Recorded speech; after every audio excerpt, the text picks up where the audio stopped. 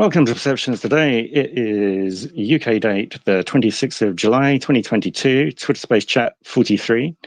We're back discussing consciousness books, podcasts, and videos, which we're putting underneath the idea of consciousness resources, which we're using at this present for collecting all the information that we've been having in previous discussions. This is part 4 of what we've been up to. So please remember, as we're doing this on Twitter Space and also going straight through to YouTube, we're also recording both. Perceptions Today looks into conscious topics in all areas. I am your host, Paul. There are 2 co-hosts that might turn up, and one of those happens to be Ian W. Hawkins, who is coming late, and also our second co-host is in Australia, so we're not sure with timings today with what's going on there. So Melissa might turn up from CentredAwareness. We have some good old public service announcements coming up, which if you are into Laird Scranton and symbology, he will be returning for his 5th guest appearance on August the 4th at 7 p.m. UK time. And that will be discussing interconnectedness to other domains of consciousness, which will be really in depth because he's pulling from all his other areas of research from his 16 books. Then the 4th of August, which was 7 p.m., Eileen Meyer's actual guest spot has been postponed, but we're rescheduling that. And what we're also doing is there are other events which are in the pipeline, which we are putting together. So to keep up to date for this, if you want to look at our website, which happens to be all one word, perceptionstoday.com, we have the events list there. We have the mailing list, which once you get onto that, once we put any new events up, we will actually email you so that you will have that information. You also have a link to project reach more people so that we can find more people with questions and also more people with answers and researchers and connect up together. Just help them all connect and talk to people. When people are in the room here, we'll also tell you who are good researchers to actually follow. When you speak for the first time, if you want, you can give a 30-second introduction of yourself and a brief question. We like to keep everything kind of in a 3-minute information because that means we can get through quite a lot of questions as we go through. So welcome one and all. I will be flying semi-solo at this present time. Nice to see you, Spiral, and just going to give you the quick option if you want to talk. Miro, it's nice to see you there. And giving you the option. So as it's a conversation about resources, I'm quite happy for obviously the hands to go up. We'll go through that. If not, I can always start the ball rolling with talking about some of the different podcasts and books that we like. But if anyone wants to quickly do a quick audio check, put your hand up and I'll quickly check with that it works. Did you say put your hands up because to check the audio? Because remember, I learned that lesson like months ago, so that's why I put the hands up. Just audio check. Oh, it works, which is fine. And Myron, I think yours was working fine beforehand. I know you had an issue. Yeah, it was okay. That's good. Miro, yours works, I hope. Yeah, it looks like work. Okay. That was really good timing. Obviously, you're not using the cracked screen on the phone anymore. You got there really quickly. And Brad. Alexei, sorry. Multiple names. That's good. That works. Spiral didn't catch up on the invite to speak. Jonas can't at the moment, and Mike's there. That's good. So what we can do is go from some of the books that we've been recently talking about. The way that I like to pitch these are, when there's new people within the room, I want to kind of find out their baseline of where they've been looking and researching and what they've been looking at. So I will probably be asking you questions, whether you've read books or not. And if that works with yourself, and it's nice to see yourself, Vice33, haven't spoken to you for a while. And as you've walked into the room, the guidelines are still the same, so that's okay. So one of the interesting podcasts that I've recently listened to is from Third Wave Podcasts. And what they do is they deal with talking about medical use of different medicines as well as psychedelics to help people and get them into a good phase of helping, where sometimes people haven't had the investigation. And again, quite a lot of the research there is backed up very well, and it helps out with good content. And one of the ones that I just picked up and again, it just happened to be today, which was very lucky, is the podcast, which is number 154 on Third Wave Podcast. And again, their actual website is all one word, The Third Wave, and it's .co, not .com. And on there, it's called Healing Addiction with Ibogaine and What the Research Tells Us. And they have an interview with Deborah Mash, who is a PhD. 33? Would you be so kind to drop that in the link? Because I can't write that down, but I'm definitely going to check that out. And I'm sure that that would be helpful. Blessings. Yeah, no problem. It will be going into both locations. I will put it into the Twitter space shared section, as well as throwing it into the live stream link in YouTube. So I'm just putting it into two different locations. And again, if people are listening in YouTube, to just give me indication that you're there. Obviously, you can either subscribe or put a comment in, and I can return the information to you. And here we go. So that's in one location. And what I'm going to do is now send it into the shared section as a tweet and put in there, hopefully, oh, there it is. I'll put in the Twitter account link as well. Oh, nice to see you turn up, Mark. And also the audio should be going well. I will be getting to yourself as well, Mike, which we will get that sorted.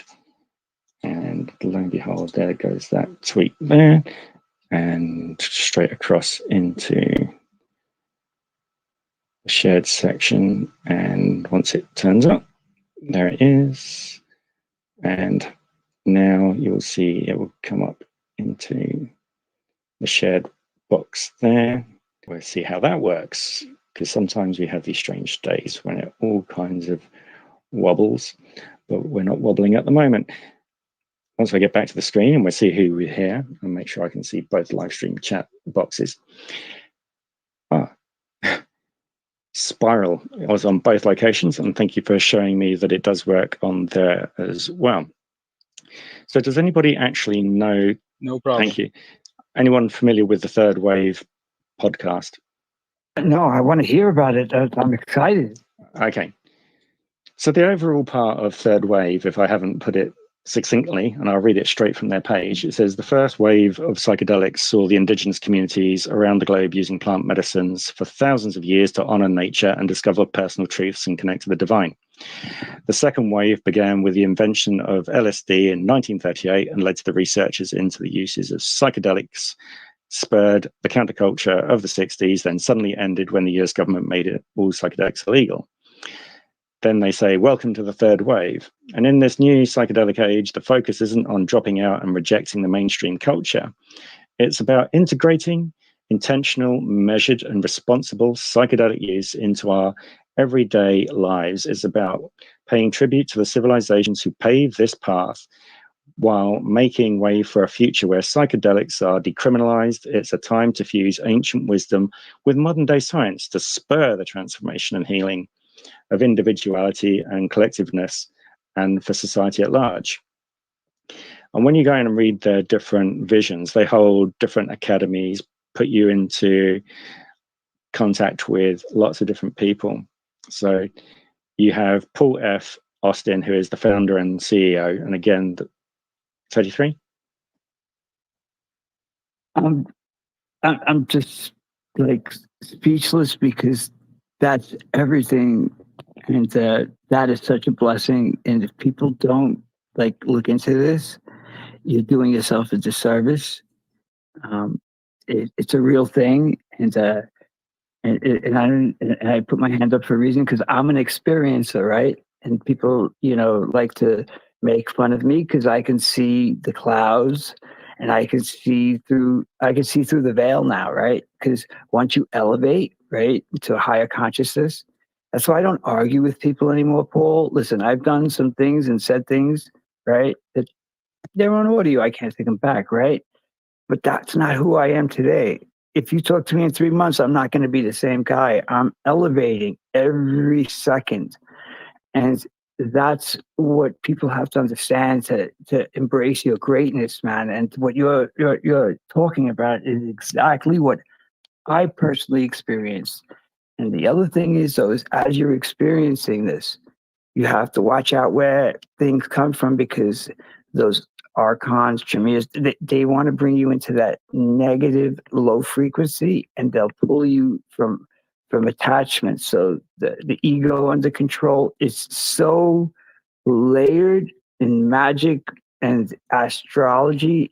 It's fantastic. But once you understand that you are part of the creator, it all ties in. It's just amazing. Thank you, Paul. Oh no, it's not a problem. The whole thing about this is trying to get into layman's terms for those that other people haven't actually seen, and allow them to go out and do the research and come to their own conclusions. We're not out to try and persuade anyone anything different. It's just people will come in with their content of information. It will either resonate at first or it might not resonate. I've had it with some people that I've talked to, and you're just giving a nice, just an overview, not being heavy in any way. You're just saying, this person's gone through this, they've experienced that, and it's all because of this experience with, say, with light and understanding and where it's come from and energy. And you don't realize it, but say, for example, if we use a friend of mine, over a period of time, they started to get a bit kind of not tetchy, but they were looking at me in a strange way. And it wasn't anything I was actually saying. It was about what the conflict was happening in their own head. And in doing so, they were breaking down their own constructs that they already had, but it was an internal fight. But once it broke through, they suddenly were able to incorporate the information that was being told to them from other people, not just from me. And it made their life better in a manner. 33? You know, you're such a blessing. I want to pull back a memory for you. The first time we met, you know, I'm an experiencer. You talked about your injury, and blessings to you sincerely. You are just the kindest soul. And, you know, like, remember we talked about fractals of light and actually producing DMT through fucking lights. And I'm talking about experiencing DMT by fucking 33. Keep the language under control. I was going to give you 3 points. You ran through 2 very quickly there. Oops. Sorry, my bad. I was excited, man, because I love you. So can you believe me? I won't do it again. God, I get reprimanded everywhere. It's okay. just deep breaths and control of language, because otherwise it makes my editing yes, because a lot harder. That's not a representation of me, and you're right. I stand corrected. I humbly apologize to you and anybody who heard me. Anytime you use that's a curse. You throw an umbrella of negativity around you, and I slip. This is the battle of the human condition, yeah?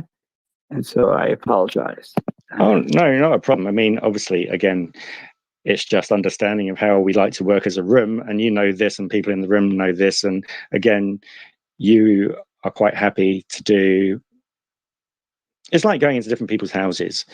You respect the kind of sets that are there, and if I went into your house, I'd respect the kind of rule set that you've got there. But in the end, it makes it a nice, safe kind of environment for everyone to realize this. I slipped. I'm sorry. I'm weak. Oh, no. Don't worry. It's when people get excited about these things. Yeah, and I'm passionate, I tend to run at the mouth as well. I'm also a warrior, and I know who I am. Like you know, like I've been through so much. And by the way, shout out to Myron, man. You are amazing. I feel so blessed that you were kind enough to give me a little of your time. I'm not going to say any much, but I'm going to mic down. I'm just going to stay quiet. But look, I apologize if I use, language that I shouldn't. I'm working on it. It's something that, is a habit over 58 years. And I've been working on becoming, sophisticated, not primitive. Thank you.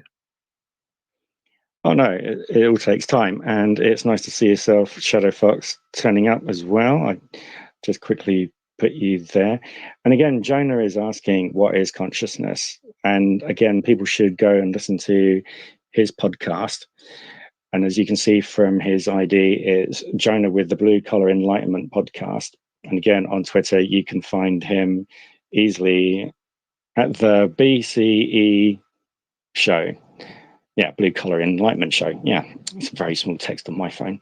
And also, you can easily find him in podcast catchers and apps there very easily.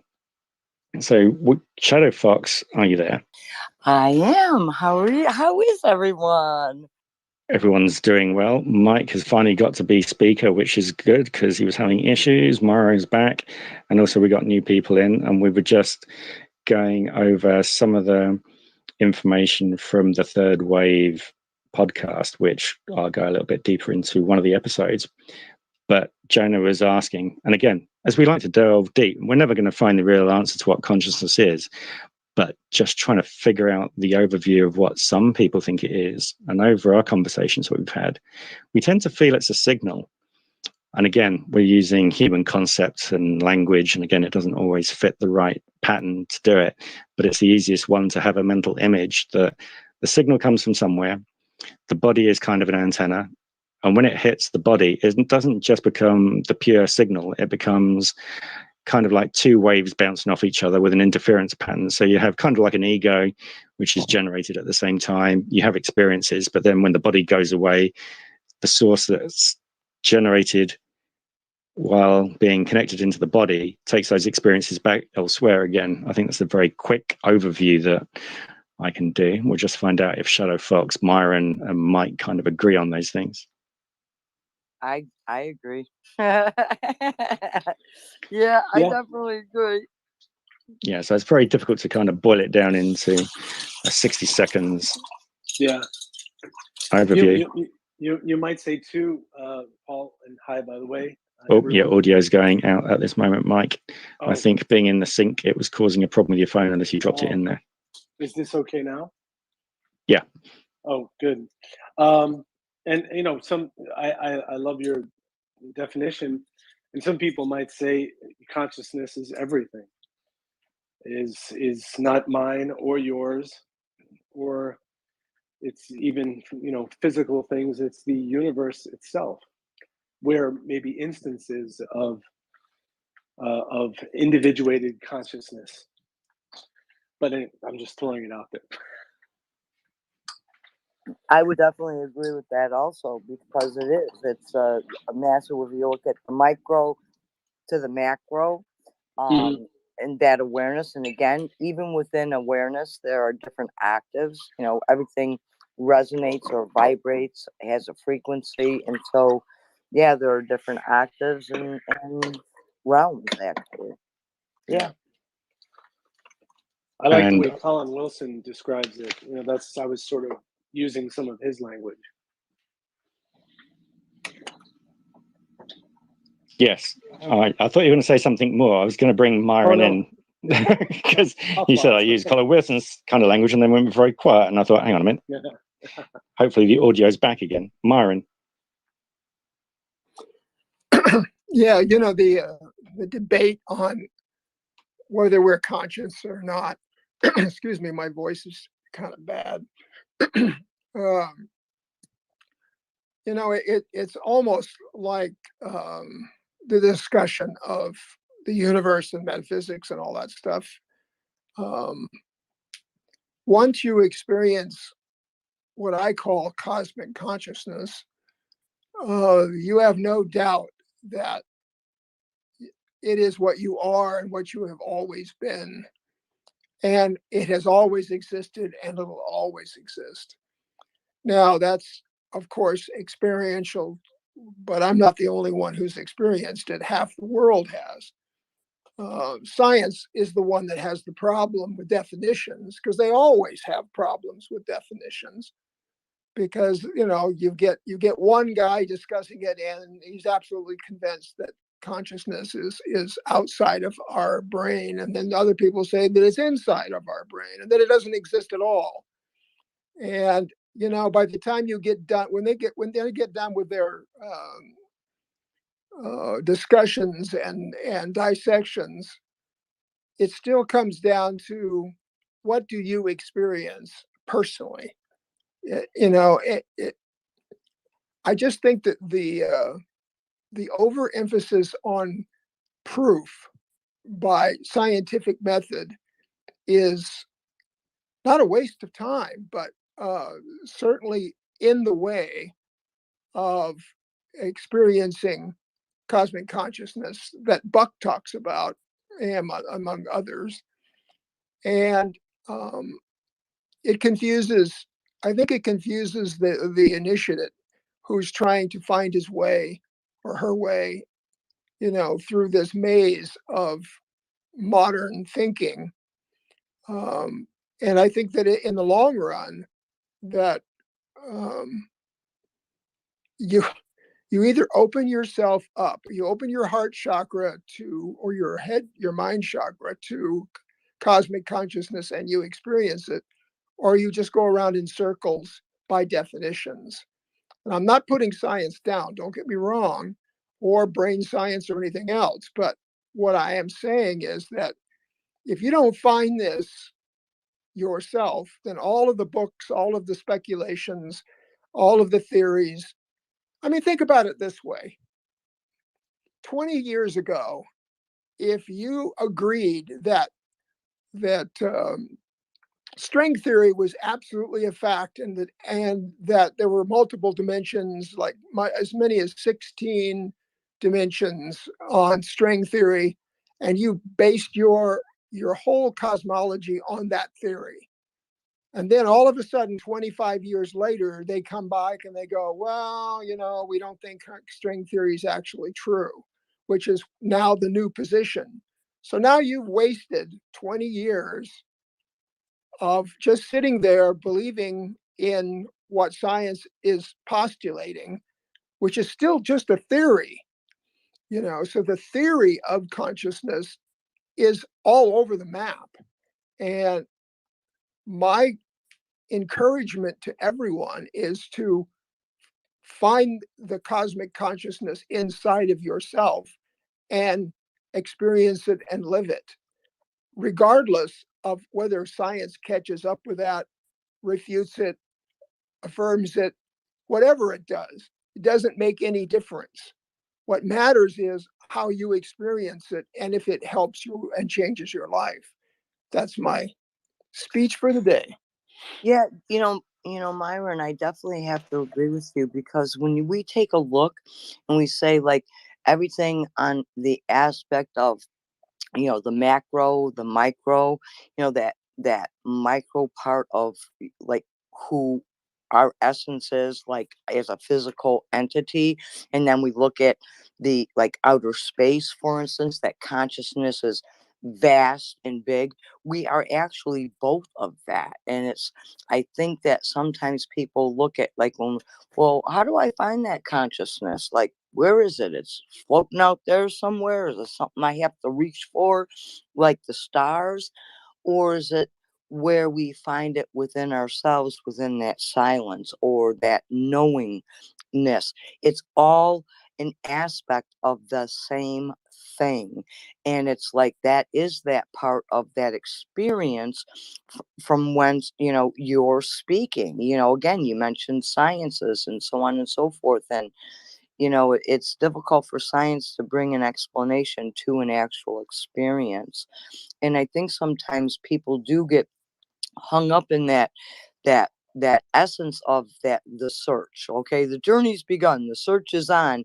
And in that search, it's like there's a recognition of, am I there yet? Is this what it's all about? Or then you get those aha moments, like, wow, this is what it's all about, So I think it is that, all of these, explanations in a roundabout way, what everybody is adding, it's just like all these little puzzle pieces, kind of come together, and it shines a light in a direction, perhaps. And again, it is very, I think, individualized, but at the same time, it steps into that aspect of that mass consciousness, that that mass experience of of everything. You know, does that make sense? You know, I know I'm kind of rambling a little bit, but Don't does worry, it I'll make pull you sense? in. It does make sense, which is good. And again, it's nice to see Vice 33. And Sam, I'm going to bring you in as well. I'm just going to ask for all the new people who have just kind of arrived, if they want to go up and have a look at their guidelines just to see how we operate in here, that'd be superb. And what I will do is also remind people as it kind of fills up at this present time. So Vice 33. Thank you. Oh, Paula, it's so good to see you. And I'm sorry, I've just been like in my own personal thing over here. So That's fine. It's I not a problem. haven't been in and out, but I have I caught a haven't been couple keeping attendance. replays. It's okay. I haven't docked you any I points. know. Thank you. I just want to say, Myron, you are brilliant, and you can put the words together. And you know, I can do it on paper, but when I speak, sometimes you know my brain goes over here and then it's over there, and you know, I'm just not doing my definition or trying to, you know. But you're brilliant, Myron, and you speak so well. But I always have to remind people about science. Remember that the great scientists of the world told us that dinosaurs were in color. There's, you know, and now we have this new science approach that they were the same color as our lizards, or, you know, snakes and whatever they, you know. So, unfortunately for science, they are earthbound. They have no ability to really reach into the dimensions that are out there and understand. There are people like me who, and I don't remember when it stopped, but I know it did. There was a time in my childhood where I could concentrate and go to a different level, a different dimension, a different plane, and I could be where I came from originally. It's difficult for people to have that concept that there are earthlings, you know, we little human beings here, and that we have this ability to do that. So when we talk about science, we have to be as gentle as we can. They are never going to catch up with a lot of these things because to them, it makes no sense because they do not have the history. And I know that Artisan said they what did she say? Hold on. They don't have the same perception. They haven't experienced the same things. They don't have anybody, you know, they can't, what did you say? Something along the lines that they can't perceive. And so they can't take an experience and make it scientific.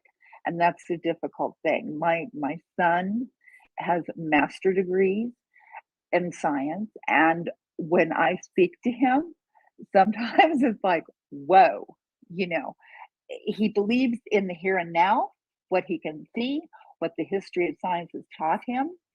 And I think we have lost in our scientific realm some of the great thinkers.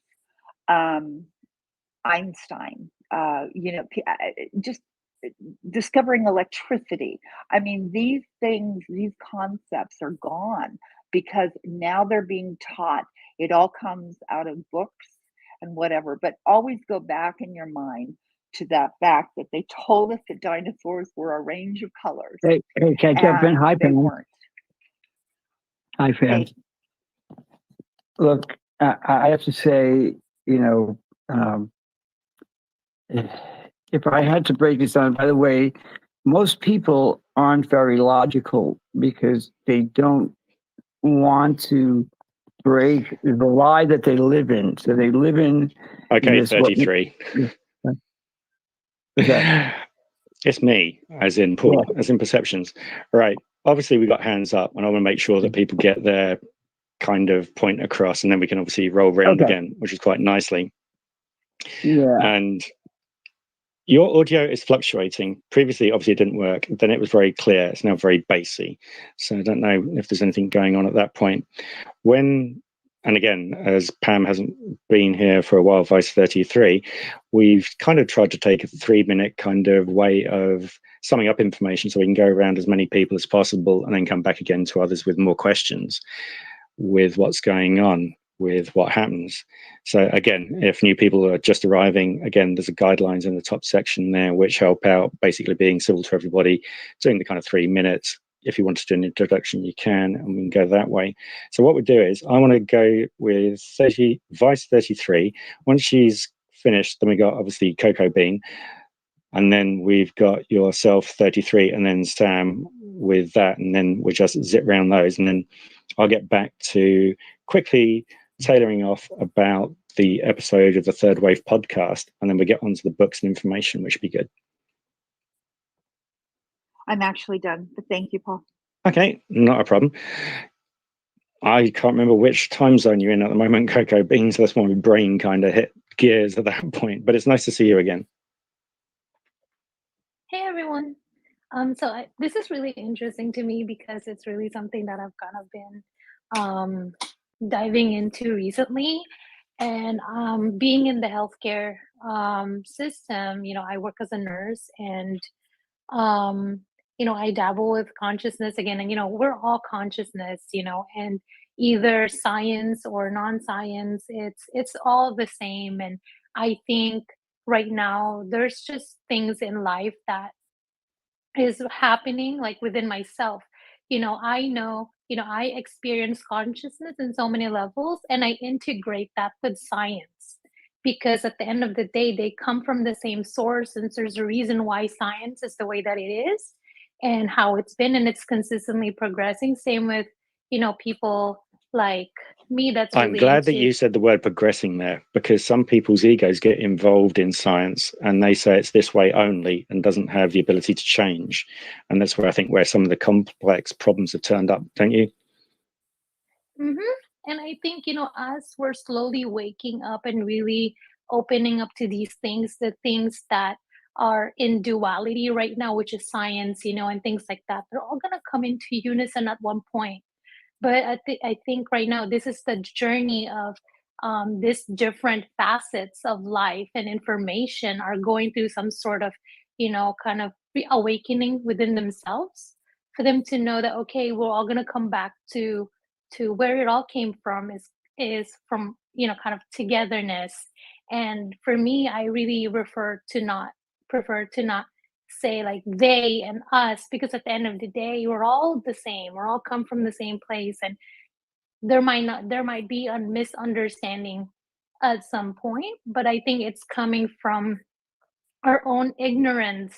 And until we really come to an understanding that it's okay that things are happening this way, because there's a reason why, and the intelligence, the consciousness intelligence, are always going to be in the driving seat, and we're really just doing what we do. And I find a lot of peace in that even though this part of science or life is not working out the way that I think it's going, at the end of the day, underneath all of that, I know that there's an intelligence that's more supreme than what I know, that's always working, and coming to some sort of oneness within of itself that I might not see right now, but at the end of the day, I know that it's all going to come together, and I just put my trust in that, because that's what life is about, I think. And definitely, there's such you've joy got to learn. and happiness with that.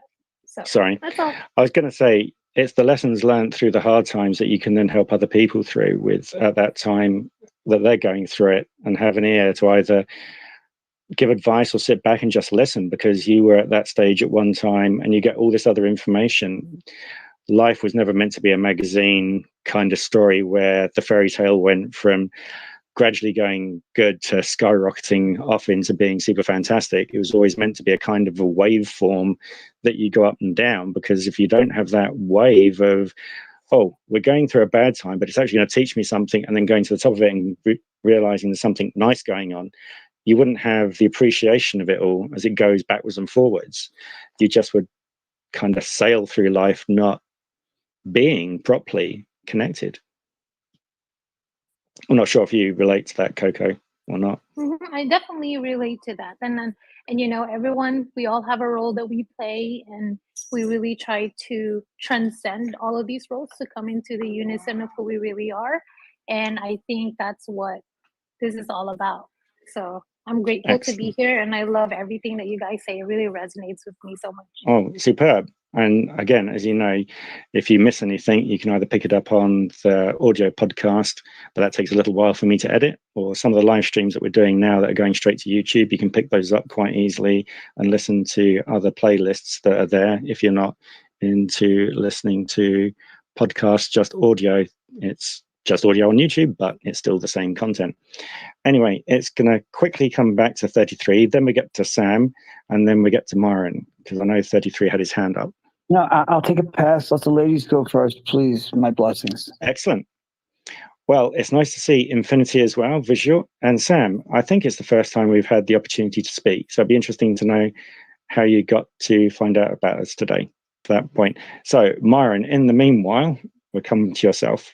Okay, I wanted to make sure that people didn't misunderstand what I was saying, that I'm not saying that science isn't relevant or important, and that it should not be considered as part of your cosmology confirmation.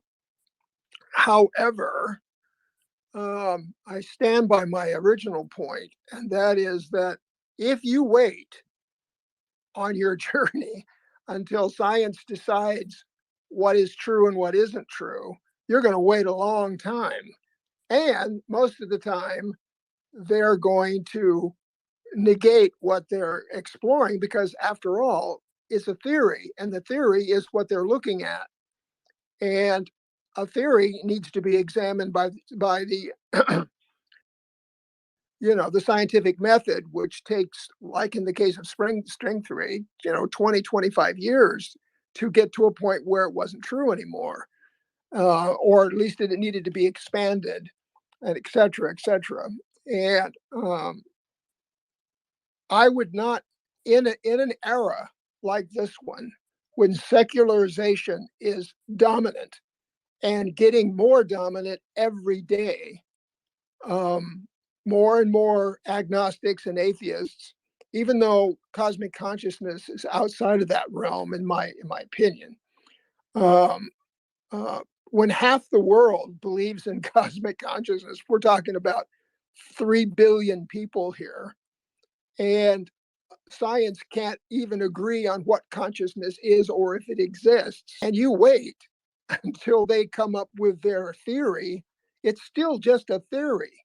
Whereas in the meantime, if you pursue cosmic consciousness, it'll pursue you back. You don't have to know anything. You don't have to be anyone. All you have to do is seek it. Like it says in the Bible, if you seek, you'll find. And the fact is, if you seek it, it'll find you, because it's already there and you're already in it, and it's already present. So you don't have to go looking for it. It's already present in your being and in the universe. So I just wanted to clarify. I'm not putting down the scientific method or anything else. That's not the point. The point is that everybody needs to follow their bliss, as Joseph Campbell says. And if that takes you into areas of consciousness that are beyond your normal consciousness, or what you consider normal consciousness, then so be it. And also, I think ultimately, the journey begins, with a single step. So the idea that all of these things can be achieved, almost at any time, at any speed, with any kind of understanding. I think that they have to be examined and pursued the way you would pursue anything in your life. but you have to be open to the result, i.e., you don't judge the result. You just let the result enter into your being, and then you become one with the result. That's the way I've done it, and it has worked. That's all I can tell you. And I know the science, I know their confusion, and I know that their debate. I listen to podcasts just like everybody else does, and it just chuckles me when they have all of these debates on whether it exists and whether it is or isn't, and whether it's all just made up or not, et cetera, et cetera, et cetera. And I just think that you have to be careful about what roads you follow. I mean, if you're a scientist, there are scientists who believe in cosmic consciousness, and that just like there are scientists who believe in God. Okay, and I know that Dawkins and some others are really upset about the fact that all these scientists that believe in God, but they do believe in God. Now, that's not my particular position, but the point is that not all scientists agree about all things. So you've got a lot of uh, conjecture there and conflict between them, and that should not filter down to your spiritual development. It really should be outside of it. What they do and what they discover is fantastic and interesting, but it should not demean or restrict your pursuit of your own spiritual dimension. Because if it does, you're going to wait, and it's going to be a big waste of time waiting for them to come up with whatever they decide to come up with. And then after they come up with it, that still doesn't mean they're not going to change their mind at some point. So that's my second rant for the day. You can have 3 and possibly more as we go along on these routes. So Vice, and then we get to Shadow Fox, and then I'll quickly go over that quick episode that we were discussing and go from there. I just want to quickly check to see if Sam has got her audio back, as we did give her the option to. Hopefully Sam is there. Going to be one of those days on the technical front. 33, Vice 33, I should say. It's all right. Ladies first. Too many 33s in the room.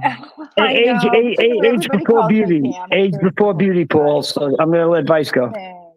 That could get you into trouble. Myron, I honestly was not questioning your comments on science, because I agree with you 100%. But I did start giggling when you said, if you wait for science, yeah, you can't wait for them, because we know we're not earthbound. We are not looking at books. We are not being forced to read what they're writing and everything else. But in the construct of your scientists, and this comes from watching my son, they go into a classroom and they are taught, and they really, they're learning from a book. They're learning from a person that's one-dimensional. They convinced him by the time he was in his 3rd year of college that God didn't exist. My son went from a believer to an atheist. And so all of these things that you have to deal with. But, my whole option about science is, you tell me this yesterday. Now today you changed your mind. So what they're working on is all of this history, all these histrionics that they have, and they cannot, and Artisan was 100% right, they cannot take the experiences that people are having and what is going on and be able to explain it, because it's unexplainable in their realm, in their belief patterns. It's like hearing the binary codes coming down from the sky. They can't explain why I hear that. They don't know why I'm hearing it. So why I can't even get it. The conjecture there is because they don't have it. in some form, they cannot agree with it. And let's remember one other thing. It's our government that just released a few months ago that yes, UFOs do exist, and they're not even calling them UFOs, but that's okay. And so again, we're working with people who want to withhold information, withhold truth, and we're seeing it, we're feeling it, and we're adapting through it. Whatever is going on, we're adapting through it. Thank you, Myron. You're so brilliant. Thank you, Artisan, too. Let me say one thing about that. Sure. The I Ching, I assume you know what that is. Maybe you don't. If you don't, then I'll tell you what it is. If you do, then we'll just go on. The I Ching is called the Book of Changes, and it's ancient Chinese philosophy. It's 5,000 years old, and it's a binary system. Okay, it's based on a binary system. It started out as just a twofold system of right, left, or up, down, good or bad, whatever. And then they changed it to a binary system when Confucius began to write about the hexagrams that are thrown as part of the philosophy. All right, I'm not going to get into the I Ching, but the point of it is that the mathematics of the binary system in the I Ching is very complex. If you use the stocks to make the hexagrams, so that you throw these stocks and then you count them, and the numbers are part of this binary code. It's kind of like the Dogen that's been discussed by Barrett. And excuse my voice, it's just shot. It's ancient wisdom that has always been around, and it just doesn't come from nowhere. It comes from inside cosmic consciousness. I really believe that. I believe that almost all discoveries come from the inner power of consciousness to expand. And from that expansion comes knowledge. Now, how, because there's no other explanation for the Dogen and for the Chinese philosophy and the I Ching and all the rest of it. It's very complex stuff. And when you just knock it down to, well, I'm an atheist, I don't believe any of that stuff. Well, you could say that I'm an atheist about science.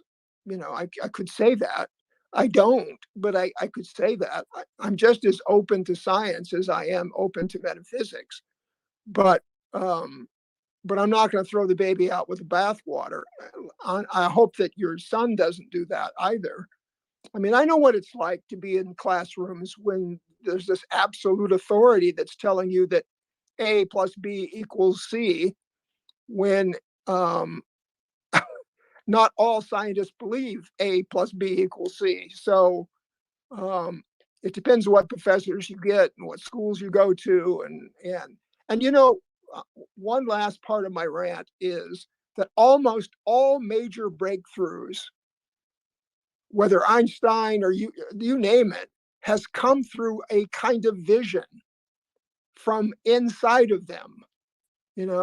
Einstein saw a train, and when he saw the train and the windows going by, and he had some dreams that gave him MC equals MC squared. So it's not like science doesn't go inside the human brain and find some answers through what I would consider the expansion of consciousness. Because if you keep your consciousness closed up, you're not going to discover anything new. Now, the ones that don't discover, that just use what has been discovered, I'm talking about scientists here, the ones that take what has already been discovered and then just beat it to death and don't look any further, like the ones who destroyed Louis Pasteur, for instance, after he proved that there was microorganisms, and they destroyed his reputation because they didn't believe that those microorganisms existed. And then they finally proved that they were existing. So at some point, a person with certain kinds of observations determined that that disease was caused by these microorganisms, and nobody believed him. But he had an insight. That insight, in my opinion, comes from a deep, deep connection with consciousness, cosmic or otherwise. And most of the breakthroughs in any area of life comes through that kind of intuition. And it doesn't come through people who already have the theory and then just work on the theory. And that's all they do, that there's no breakthrough there. The breakthrough comes from these cosmic explosions of the mind, in my opinion. And I think it's backed up by what they say. Einstein even said that, that it was a breakthrough by these dreams that he had of it and these intuitions that he had. And he never could have gotten there just by working the math. He made a cosmic jump. And I think that it's really important for people who are studying medicine or science or anything else, that they keep an open mind, because that open mind will open bigger and bigger and bigger and bigger until it explodes into what they call insight. And that insight will create a matrix so they can study it. And then, like Einstein, he'll be proved right or wrong. And in his case, he was proved correct. So there's my third rant. Okay. Okay, what I'm going to do is, that's a great lot of information. Once Shadow Fox has added to the conversation, I'm going to definitely finish that podcast description for you, which, again, if no one's actually reading up there in the shared section, I'm going to do it for the people out there listening on YouTube, and then we get to 33 after that. So, Shadow Fox. Oh, thank you. Yeah, I just kind of like to, add on to what, Myron was saying, because when we really think about it, and there's different ways of expressing, the same premise for the most part. When we take a look, the world, the two different worlds, the world within and the world without. The world without is that filled with illusions. And when we look at the world within, it is filled with, awe and possibilities and all there is. And so I think when we look at some of the sciences, for instance, I mean, Myron said is like, really, I agree very much with what he says, because when we take a look, even in science, now just listen, like, if you put this one out there, when they were doing that double slit experiment, and they kind of reckon, oh my goodness, an observation here, and it reacted this way. What if the person that was actually pushing that button when they were actually doing that experiment was one of those gurus that had the perfect ability to actually go to that 0 point of meditation with of no expectation whatsoever, and that was the only person in the room pushed the button. I wonder how that would have come out. Seriously, I wonder what would have been recorded, because this would have been, it probably would have propelled science in the fastest route ever. And I think that when it comes down to it, we're all hung up within this, what's kind of referred to as the mundane world, our experiences and the tragedies and all this other stuff, right? Where when we take a look at that consciousness of everything that we are, all answers reside there, and all the illusions are on the outside. And it's like, it's exactly what, Myron was speaking about in many different capacities, all the way across the board. He hit on many targeted areas, and we each have this beautiful opportunity that we can choose to step into, because, how many people here really have taken a look at and says, oh, wow, that's the field of illusions. This is how it is presenting, to us. This is how the situation is presenting, but what's underlying? What's the greater picture? And when you step into that knowingness, that that mass consciousness, or that, however you would like to describe it. I mean, there's many different formats for it. It's like, whether are you stepping into that, the great faith that you carry, or whatever, to receive that intuition. Okay, like when Einstein was talking with within the science aspect, he had said, if you take mathematics far enough, you're going to have to take a look at the metaphysical. And so in any case, that metaphysical realm is exactly what this part of consciousness is. It is energy. And it's like, so when people say, well, in science, well, I don't believe or this or that. Well, do you believe in energy? I mean, like, wow, it's right here in front of you, and we're speaking the same language. It just may be delivered slightly different, like English or Spanish, right? We're saying the same thing, but they get hung up into that field of illusions. And that's where science is always looking at, the field of illusions, the outside world. So I'll leave it at that. But thanks, guys. I mean, I would love to have a guru do that experiment even now, and let's see what comes out from it. I think it'd be very interesting. Oh, definitely. Just before I get on and go over the quick podcast I was mentioning, for the new people that have just turned up, if you want to go into the shared section and have a look at the guidelines, that would be good. For people that have just turned up, it's worthwhile obviously making a note of Krista DeMayo. She's very good on lucid dreaming and also plant information, as well as you got Gabe as well on his ability of writing down his dreams and how they're interacting with his life.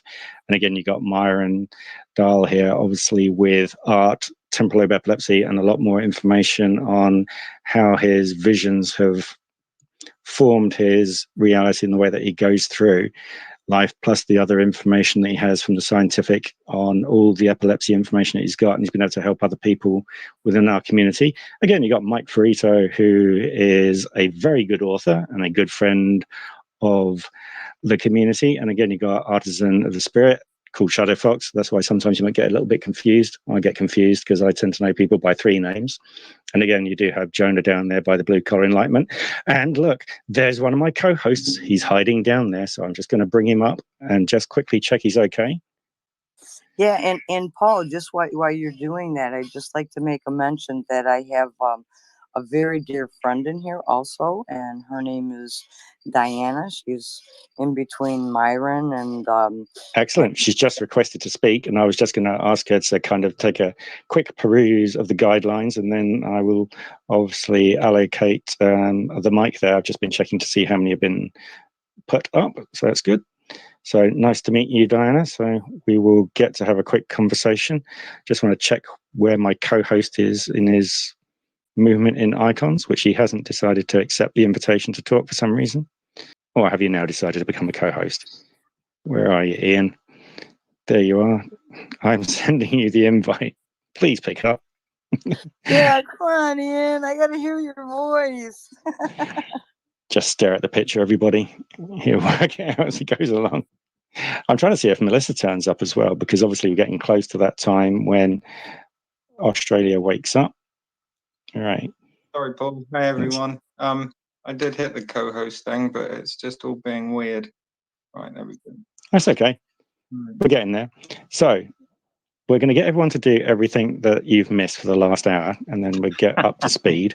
That's very kind of you, but please don't do that. Right. So once I do the quick overview of the podcast we were discussing, I think I've mentioned to you the Third Wave podcast. Have I not, Ian? Oh, yeah, Can you maybe remind you me? have mentioned it to me. Actually, I'm really not sure. No, I don't think you have. Okay, so up in the shared section is the Third Wave link, and I will just quickly go over the description of the particular podcast that I was listening today, which will really help out for 33 and other people. And I would thoroughly recommend taking the hour. Sorry, bro. I just noticed a couple of hands shooting up there. You didn't want to deal with that first and bounce back. No. Those hands have been told that 33 is the blocker. Then coming down to Diana afterwards, because you just turned up after I'd explained I've been waiting to quickly finish off this one about the podcast, then we're going straight into that area. So thank you for pointing it out. Keep an eyeball for Melissa, because she should be turning up soon. I'm just waiting to see if there's any comeback from Ian at that point, just to know that he heard me because of the technical issues he's had.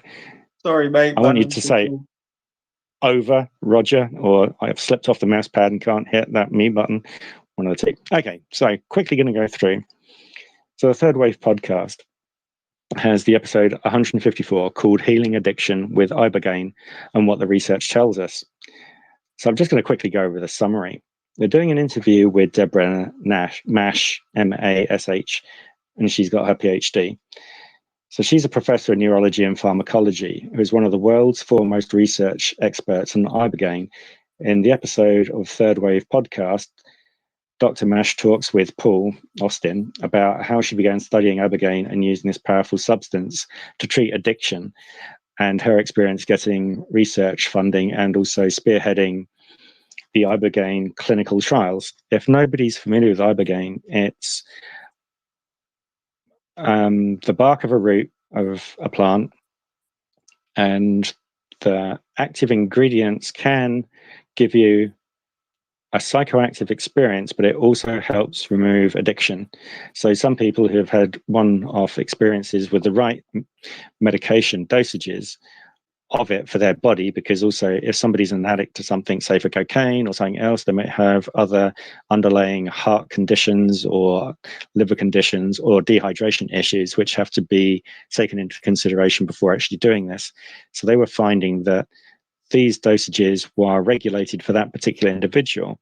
Sometimes they didn't have to go through kind of a trialing off of the addictive substance, whether it be, say, cocaine or alcohol. They literally, the next day, they were functional, up and ready to eat, weren't going through cold sweats or anything like that. So this is really fascinating information. So the quick other paragraph I was going to use is, she's a pioneering researcher of Ibogaine and one of the world's foremost experts on the substance. She's also the founder and CEO of DEMERX. So you got capital D, and then the next R is capital, and then X. A pharmaceutical company developing Ibogaine and Noro-Ibogaine for treating addiction. Dr. Mash earned her bachelor's degree in psychology from Florida State University and her PhD in neuropharmacology and neuroscience from the University of Miami, where she ultimately became a professor at the University of Miami's Miller School of Medicine, where she's been teaching up until 2018, and also at the University of Miami. Dr. Mash also found the university's Brain Bank, which is a collection and provides brain tissue specimens for clinical research. She founded DEMERX in 2010, serving as the chief strategy officer for 3 years. In 2017, she became DEMERX's CEO and began a research professor position at Nova Southeastern University. And when you listen to the actual podcast, it tells how they had to use a place in the Caribbean to actually run the trials and actually bring in, obviously, Ibogaine there, because obviously doing it in America, it wasn't going to be able to do it legally. And they had other different doctors rotating in and coming out and seeing the difference that it was making with people. And for example, she was saying in the environment they had, which say was residential place with medical facilities on site, because you went there as a resident and you were signing up. Some people kind of had like a scholaristic approach to it, and some other people were paying to actually go on these trials. They had fences around the place. And as she says in the interview on the Third Wave podcast, you know that some addicts, if they were hurting so much, they would try and, escape over fences to go and get their fix from elsewhere. But when they were running the actual clinics there for the period of time over a number of years, nobody actually tried to do that, and nobody tried to break into their lockers in the medicine environment where they had the opiates and everything else under lock and chain. And it was very fascinating hours worth of listening to. And again, we also have like the Natural Born Alchemist, who is another podcaster called Alex. He also knows a lot about Ibogaine, as well as a few other people in the room as well. So hopefully you will find them as one of a podcast that you would like to go and listen to, I listen to them frequently on other collections of podcasts because it's nice to have a wide range of input and not just be funneled down one direction and have a blanket view of something. You need to kind of get differences that come in. So 33. Okay, wow. God, it's a good thing that I have an eidetic memory, so I got everything ready. So first thing I wanted to say is to the Shadow Fox. I would dedicate that song. They blinded me with science. Okay, and you're right. And Myron, listen, you are on point. I would love to have a discussion privately about Einstein and Tesla, and throw those ideas around, because there's a couple of things that I would love to throw at you, but that's for another time, not here. And what I think you would touch in on, Myron, you could correct me if I'm wrong, okay, because I don't speak for anybody, but what I interpreted is what I know, right? Because I can only speak for myself. And so that ability that Myron's talking about is the etheric principle, the Akashic records, okay, and being able to tap in to everything, every thought, everything is recorded from the beginning, okay, and you can tap into that. And there's nothing new under the sun, is the point I'm trying to say. And so when you have that perspective, right, and you understand that, there's nothing new under the sun. Like if you look at like Wilhelm Reich, he discovered orgone energy, right? That was from his experiment with Sigmund Freud, and then he left Sigmund, and he found out the orgasm, the energy from a man, and that's where the sex magic comes in. People don't understand what everything's going on. Magic is real. Magic is science. Alchemy. It's in the alchemy of oneself. I could go on and give a dissertation, but Myron is telling you, okay, that it's all within yourself. We are the micro of the macro of the micro, whatever. I always get that confused. The point is as above, so below. We are the fractal of light of the universe, right? And so if you understand that we're all connected to God, then you have to own your power. The thing is that the lower side of yourself is the ego, right? So if you don't conquer the ego, right, and get it under control, then you'll let emotion control you, and that's where the looshing and the negativity comes in. But all the greatest ideas that's ever come out has come out from things that have been from ancient history. Right? If you look at the Tesla coil, right, that he did in the Niagara Falls, you can compare it to the Eiffel Tower. You could compare it to the pyramids. I have documentations. I could put books out, that actually like show exactly what's happened. And there is so much that's being hidden. So perception is everything. And, I'm not going to go say, hey, science is X, Y, and Z, but I'll just remind everybody that things aren't what they seem. And somehow they were able to live hundreds, thousands of years. And if you understand that, the alchemy of your body, the frequency, the healing, you can self-heal, take care of oneself and operate instead of ego about oneself, about being of everything living, respect. And so that information will open up to you, but only if you live in a place from love and empathy. And that's what I wanted to say. And blessings, Myron is right on point, man. And that Tesla thing, 369, it shows you everything about how they use that in the Merkaba, and we can go on and on. Thank you, Paul. No problem. It's always good. Paul, just 1 second. 33. Wow, that was really well stated. And there is something that I would like to share with you at some point with that 369, because it's really a very powerful aspect. So we need to do a conversation on that with people, so that those that don't really understand it can get a nice grounding from a layman's terms to build it up, because when it's thrown in conversation to people for the very first time, they tend to kind of have that staggered look as if they're going to fall over with the next step.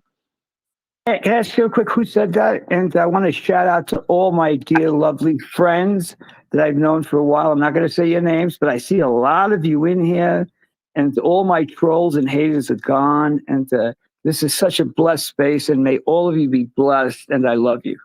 It was I, Shadow Fox, who had spoken up in the mystic dreams of this space. I'm glad the stand-up comedy is working well. Right, and also it's, how do you like to be addressed? Is it by both your names, Diana Bishop, or by one? By one is fine. Diana works. Excellent.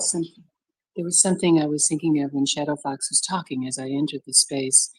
I'm an author, but I'm a fiction author with an esoteric, etherical sort of slant to my writing. There's always something of that message within it, apparently.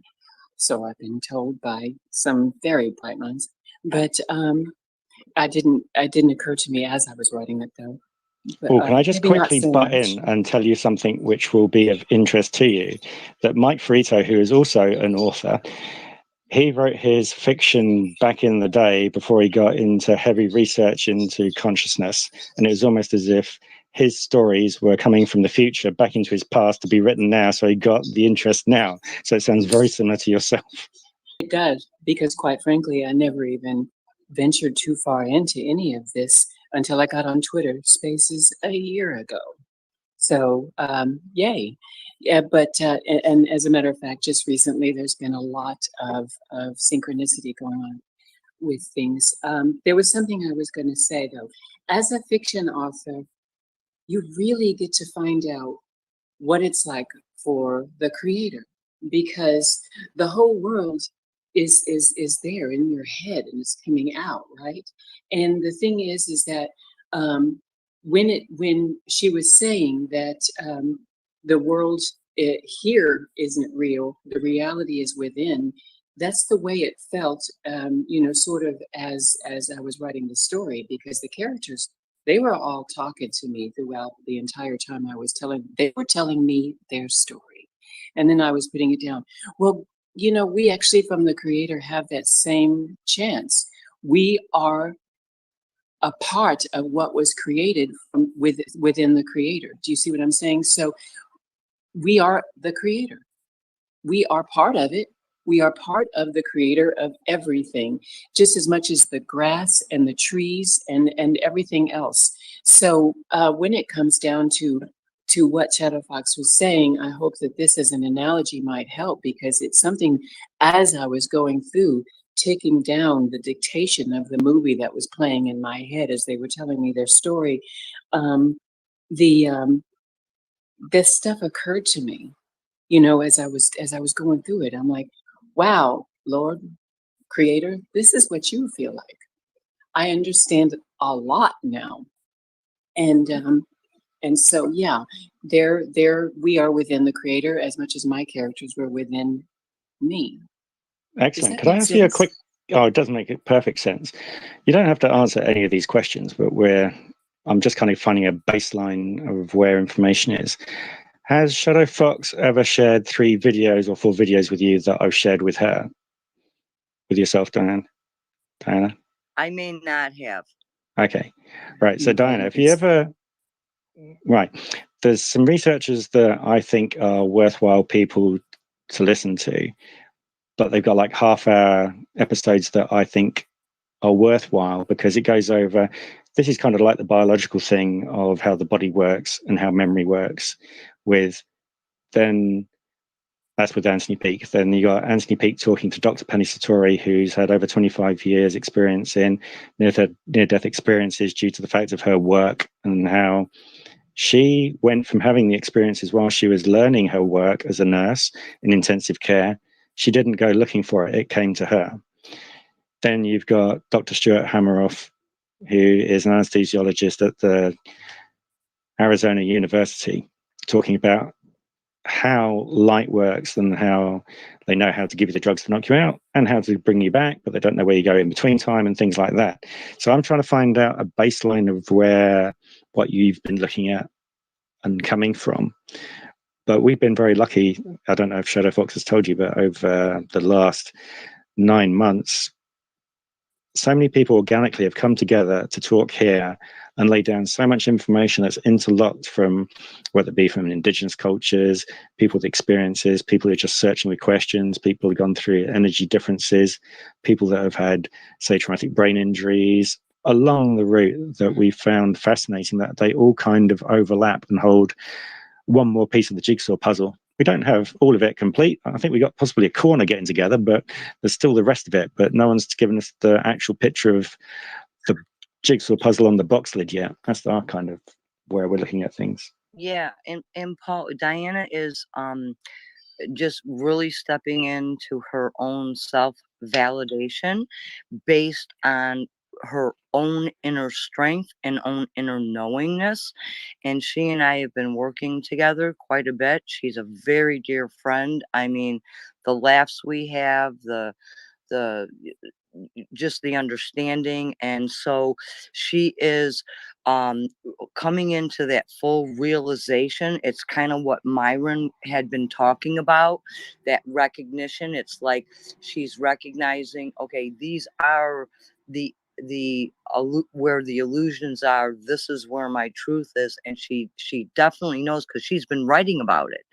And now she's just applying all this information, and we came together, and I've been trying to get her in this room for a while, and she now had the time to come in. So she herself is a wealth of information, and it comes very naturally.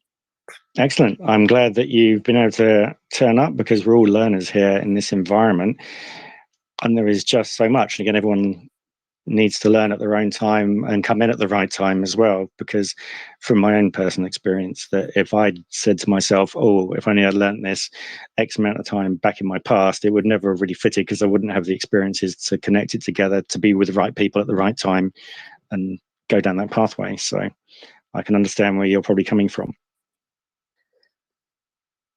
Yes, thanks to Shadow Fox, I know I am. Excellent.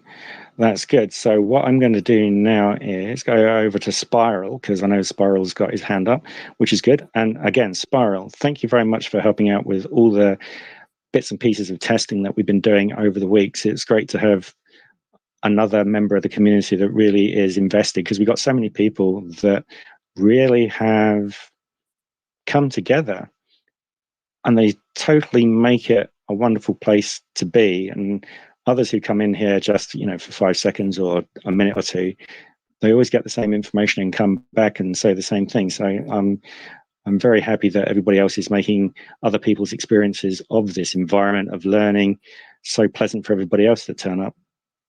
Hey, Paul, can I just say really quick before Spiral goes? I'm so sorry, Spiral. Truly, do you not know about hands? If this is the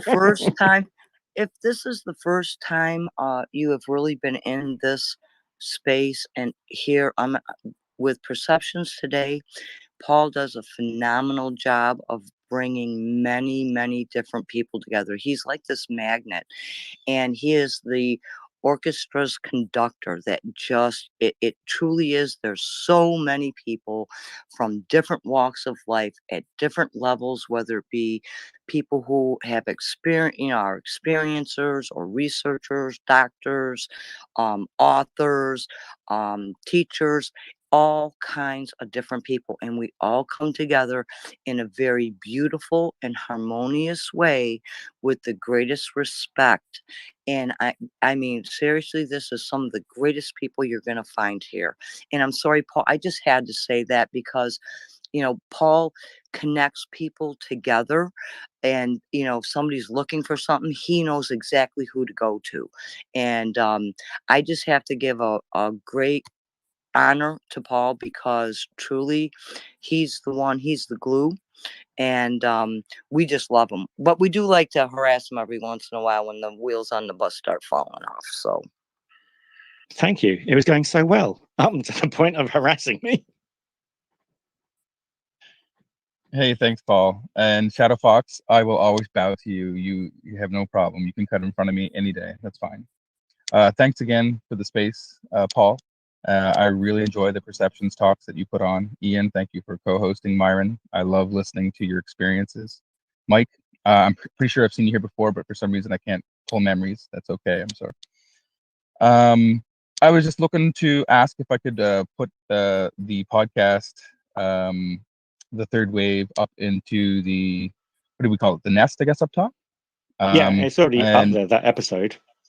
True. But what I was going to put up there is actually a link to a podcast player / website that has every single podcast sort of just one click tappable that you can play.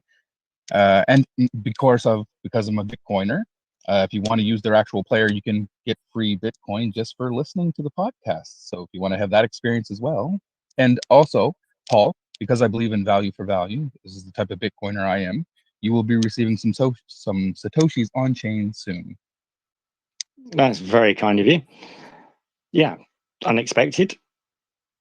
And yeah, I'm just trying to think who the player you might be using. I'm just wondering if I know the guy who was building it about a year ago. Which one is it? The Fountain player. No, I'm not familiar with that. It's a different one that somebody else was using. It's missed my brain, so that's good. Yeah, you know, Mike Fiorito. Yeah, I was just going to say, before you introduced me to Mike again, one of the things that really attracts me to your spaces and the Perceptions podcast is this idea of, you know, that our bodies are not, our bodies are just temporary, and that we're just using them for the time that we have them right now, and the idea that the consciousness can be separated from the body and continue on doing something else and experiencing something else. It resonates with me big time. And again, just looking at this podcast that you're referring to, they're talking about, I assume, using chemicals like psilocybin and DMT to do basically sort of like mind cleansing. And when I say that, I mean like letting go of trauma or addressing trauma or exploring one's deep self that may be shut off because of the way we live our lives currently. And I really appreciate this this topic today. And again, every day I listen to the Perceptions podcast. I love it. So thank you very much. Oh, not a problem. I mean, that particular series of podcasts is so informative because they're also coming up with the latest medicines that are being used and the latest research and how they're trying to help you. And again, Spiral, once I get it out of editing, we've got one about traumatic brain injury, which we'll do basically a second time round on it. But the 8 hours there, we're showing that there's been so many of us that have either gone through, say, surgery or head injury, where you are completely dislocated from the physical flesh and you're receiving information from elsewhere. So that's why some of us have got that kind of feel for it all, as well as other people's just gut feelings for it in just an intuitive way that it happens. And again, no one's trying to smack somebody over the head and say, look at it in this manner and believe. It's always just, this is what we found. Look for holes in what we're talking about and see where you can go from there. If that makes sense, Spiral. It certainly does. It certainly does. I think I'm good for now. Myron, I'd love to hear what you're about to say. Definitely. We'll let Myron up. Well, I kind of wanted to talk about the influence of cosmic consciousness on creativity. For instance, in my case, as most people know here, that that I started out as a child actually, but later on I'm impressed by that one. I'm writing that down as a t-shirt slogan. Okay, can I do that, Myron? Myron says I started out as a child. Yes. I'm going to do that. It's certainly true. Anyway, after the coma that I came out of, since music penetrated the coma, music got expanded and expanded and expanded. And the creative part of the sounds penetrated my consciousness. And I also have synesthesia, so if I hear B flat, I see colors. But put that aside for a minute. I'm just talking about, I think what happened when I had the brain injury or the tumor, which is, there is a tumor there, but I also had some brain injury that I have discovered from my brother, who's older than I am, and he remembers that I was struck in the head with a baseball bat when I was very young. And this guy was swinging, and he hit me right in the head, right across the forehead with a baseball bat, and knocked me completely out. And I didn't remember that he recalled that. Well, anyway, my point is that my consciousness seemed to double. Now, I don't know know why. It just did. My musical abilities tripled over about a year period, and my interest in music tripled as well. I never listened to childhood music or anything like that. I started listening to classical music when I was 5, 6 years old, and it was the only thing that interested me. And my parents weren't interested in music at all. So I guess what I'm making the point is that somehow between the tumor in my brain and the brain trauma, my ability to create music or listen to it or understand it, even at a very early age, was quadrupled. And I never talked about it much, but everybody would always ask me, why are you so interested in Beethoven and you're 6 years old? And so I think that things can open your consciousness and accelerate your ability to interface with it, to understand it, to be a part of it. Because later on, when music was taken away from me through injuries, I was going to be a violinist and a violist and stuff, and that went away. I went through a transition again to another creative part of me, which I didn't know existed, and that was art. I didn't know I could even do it. I'd never done it, ever. And at 30 years old, I started drawing stick drawings, and my consciousness just exploded. And within a very short time, I was drawing almost anything I wanted to draw, and I was painting anything I wanted to paint. I was sculpting anything that I wanted to sculpt. And I don't think I'm a genius. I think it's a connection to an altered consciousness that expands your normal consciousness and gives you a gift of that understanding and that perception. So when I see a canvas, I already see the image on the canvas, and I just reproduce it. And I've got 7,000 drawings, paintings, and sculptures that I produced over a fairly short time. If you remember, Van Gogh painted everything he painted in 10 years. And it was like thousands of works, but it was only 10 years that he actually worked. So something happened, and he had epilepsy just like I do. Something happened to his brain that expanded his consciousness and his use of form and color. He actually invented Impressionism, well, actually Expressionism, and doing away with certain kinds of perspective and stuff. But I think that what happens when you tap into the expansion of your consciousness on any level, whether it's writing or spirituality or it's all creativity.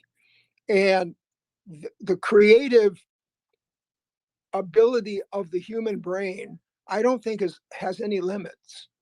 I think AI is a creative statement of human intelligence, for instance, and it's just going to keep right on expanding and doubling and tripling every few years. And all I can tell you is that I have proof that certain kinds of openings that occur in consciousness create this massive ability to create. And I think the create part of it is in you, and it needs to awaken. Like with Mike, it's writing, and I've read his books, and they're fascinating. They're part fantasy and part reality, and Jung believed that anything that you write or dream about or think about is real, because you're dreaming and thinking and writing about it, or reproducing an image of it, because he did a lot of art, especially in the Red Book.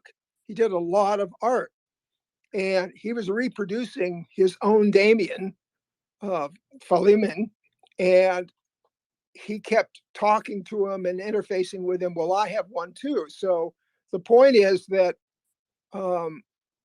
it goes back to cosmic consciousness, back to opening consciousness to an accelerated rate.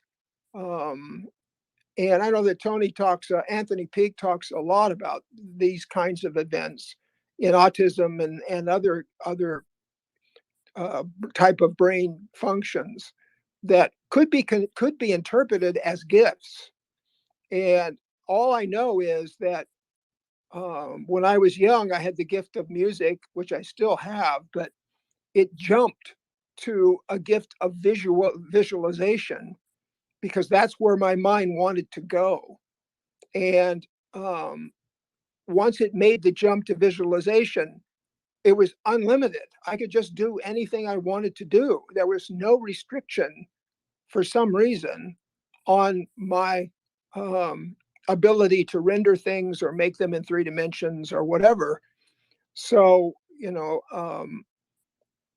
so I guess the bottom line of this is that I think that between, life and consciousness, cosmic consciousness, eternity, time, space, all of those elements of perception are essential for spiritual growth and expansion of growth. And if you tap into them, you have no limitation on what you want to accomplish. None. And you can just keep right on creating whatever it is. And it doesn't have to be anything in particular. It can only be whatever is part of your being that wants to be open and wants to come out, because it's kind of like it's trapped in the unconscious somewhere inside your brain or outside your brain, and somehow there's by the method of opening yourself up to it, it comes in and takes over in a way and expands your brain, your mind, your consciousness, so that creativity is just unlimited, whether it's healing people or yourself, or whether it's loving or teaching people to love, or teaching people to love themselves, or whatever the gift is that is sitting there just waiting for you to open yourself to the gift. The gift is there, and it just wants you to open the door, and it'll walk in. There's a scripture: I stand at the door and I knock, and if you open, I will come in and sup with you and you with me. Now that's Christ talking, but you get the idea. The idea is the unconscious and spirituality is just sitting there waiting for you to open the door. And if you open the door, it'll come in, and it just transforms you. You almost just have to get out of the way. Once you open the door, it just runs over everything. And at least in my case, that's been the case. And the people that I've read about, the same thing has happened to them. No matter what it was, whether it was all of a sudden they could heal, or all of a sudden they knew things that other people didn't know, and precognition or things like that, that whatever gift they got it from eternal consciousness. And that's from opening oneself to that element.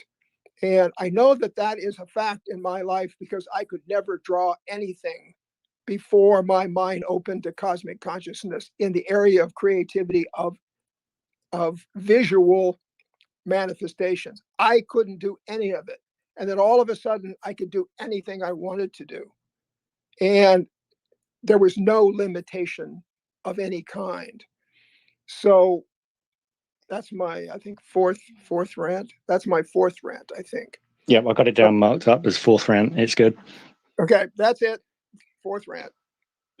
And for those who, I was going to say, Chupacabra was just here, and I was going to say, check out his way of doing video presentations, as he's a videographer, and also he does very good Twitter spaces as well, and what we have there.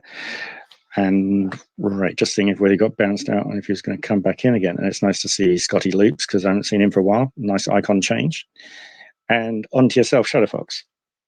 Yeah, I just like to make a mention, because I was cracking up when Myron said, as a child, and people have asked me questions like, how long have you done this? And it's kind of like from the moment I remember drawing breath. And I think that, like, what Myron was saying, like how the music really spoke to him. When I was very young, I remember, I mean, I could hear the music, I could see it, I could feel it. It was like impulsing inside of me. And then when I had my near-death experience and I was able to draw breath, everything literally changed. There was where Myron was talking about, these gifts or awarenesses come forward, because from that moment, that ability for me to actually hear the music or know a note that was played, I lost that ability. But in the process, what was revealed to me was the ability to see and recognize the energies that are around us. It was like, whether it be seeing auras and, just different, totally many different mechanisms. I mean, energy in and of itself is a quantum field. Okay. I mean, there's a lot to it. And so I had that ability to easily, it was like, that gift, like being that artist, right? It was like right before us, it's like, what don't people see? It's like somebody may do a painting or poetry or whatever. And I think that when we take a look at these gifts, it's like, I'm that artist of that energy, applying it. How does this apply in our lives? What are we missing? This is the major format of my entire life. And I think that when we really take a look at it, because we talked about illusions and we talked about, other mechanisms of that consciousness, it's like I'm on that bridge, Myron. It's kind of like between the two worlds. It's like I'm that placeholder. I'm the bridge between both worlds. I'm the bridger of worlds, right? And so it's kind of like I can be in that outer world, and yet I can also be within the inner world, and then I can bring it to light, so that people, I can bring an understanding for people. And that is where my artistry is. That, I mean, yes, I can paint. Okay. Yep. I can pick up a brush. I can do all of that. Music, on the other hand, better than a doornail. I enjoy it. But if you're going to play a G, I wouldn't be able to tell you. So again, but I remember it. Myron, it's like I remember that.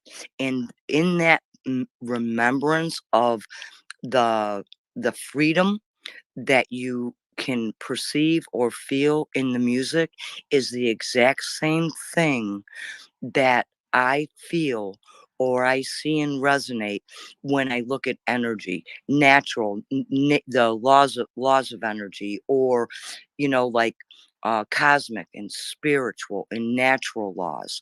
These are the things that it's like, wow, if people just had an idea, they could navigate their life so much easier. And this is that premise for which I hold. And so, there's so many different mechanisms that come into play when we talk about that consciousness, because there's a wide range. Everything is possible. And so I'm just, Myron's one example for what his experiences are. And here I'm, saying the same thing, but in a different way, but we're saying the same thing. And each and every one of us have valid experiences in what we bring forward. We're all little puzzle pieces into the larger realm. And I just have to, say over here to my friend Ian, because he studies energy in different ways, and I've enjoyed speaking with him and comparing notes, and both of us have grown. And to me, that is worth everything. So I will leave it at that. But that aspect of gifts that we get, literally don't dismiss things that you might not consider a gift, because Again, even if have them. Sorry, I thought you drew breath then on that point. I was going to say, even if it's the smallest thing of just learning how to tie your shoelaces differently, or just a smile away from someone, that chance encounter to get that to help you on your way is the thing that you needed at that time. Exactly. A smile. It could just be a very beautiful, gentle joke, like when Myron was saying, it's like when I came in here as a kid, it's like, well, I drew breath. It's like we got to have humor here somewhere, but there's accuracy with it, and so again, I do enjoy humor. I really do. Definitely. Talking of humor, how is Lee? Oh, he is doing so much better. He was gonna come in and say something when we first started, and it was kind of like trying to get the room organized, and then he had to go and he was sitting down writing. But guess who just walked in as we were speaking to the angel? So can he say hi just real quick to everybody? And he just can. say hi? Okay, here. Say everybody's on. Just say hello. Hello, everybody's on. This is Lee Two Hawks. I'm so glad to be able to speak. Thank you very much. I'm glad you're getting better, which is good. I've been hearing the horror stories. Yes, well, there is that, isn't there? But they're only horror stories if you allow them to be so. Well, the good thing is that you're recovering and getting into a better place, which I think is fantastic. Yeah, if I could just find a good redhead. Don't make me have to edit these things. It's going to be held up in court, and then Shadow Fox will just get you for it. Well, see, I told you we do like humor. Definitely. Right, I'm going to get on to Diana, and then we get, obviously, it's nice to see Belfast Beatnik, who hasn't seen you for a while as well. So, Diana? One of the things that I noticed when I first started talking with Shadow Fox about all this, and mind you, I had known her for a while before we had that initial conversation that surprised me, because a lot of the things that she was telling me was knowing that I had already gotten. And the way that was happening for me was praying for it. That's basically what I was doing. I was asking, for knowledge, wisdom. I was asking for patience. I was asking for all of the things that are positive vibrations and positive frequencies already. But it's just the things that I had been picking up. So this was coming to me a bit, as I think earlier Shadow Fox had alluded to. But one of the ways that I did it is because I listened to two things really that Christ said. The childlike, being childlike. And that just opens you up to so much believing. You set aside, children set aside the conceptions that adults and grown-ups have. We lose all of that innocence that we are born with. You know, a child, when they're an infant in the cradle, can sense tension in a room and starts crying. That happens. People have witnessed that. Okay, it has to. And dogs and animals will take to some people and not to others. Why? Because maybe they are a kinder person, or perhaps they have less baggage that they're carrying, or they're just operating on a higher frequency. Now, animals can perceive that, and so can infants. Now, I'm going to go to another thing that Christ said, because I am a cradle Catholic, and I'm not a Catholic anymore. I don't believe in organized religion. Sorry, could you just go back on which part of Catholic did you say? Cradle Catholic. It's a term when you were born into the Catholic belief. Oh, right. Okay. Because it went past so quickly, I didn't get my ear on it. So thanks for defining that for me. Certainly. I yes, no worries. One of the things that Christ also said, if you have faith, that you can, enough faith, the faith the size of a mustard seed, you can say to this tree, be uprooted and go be transplanted into the ocean. I think it may have been a mountain, to or in place of, but you all know the story, or maybe have heard it.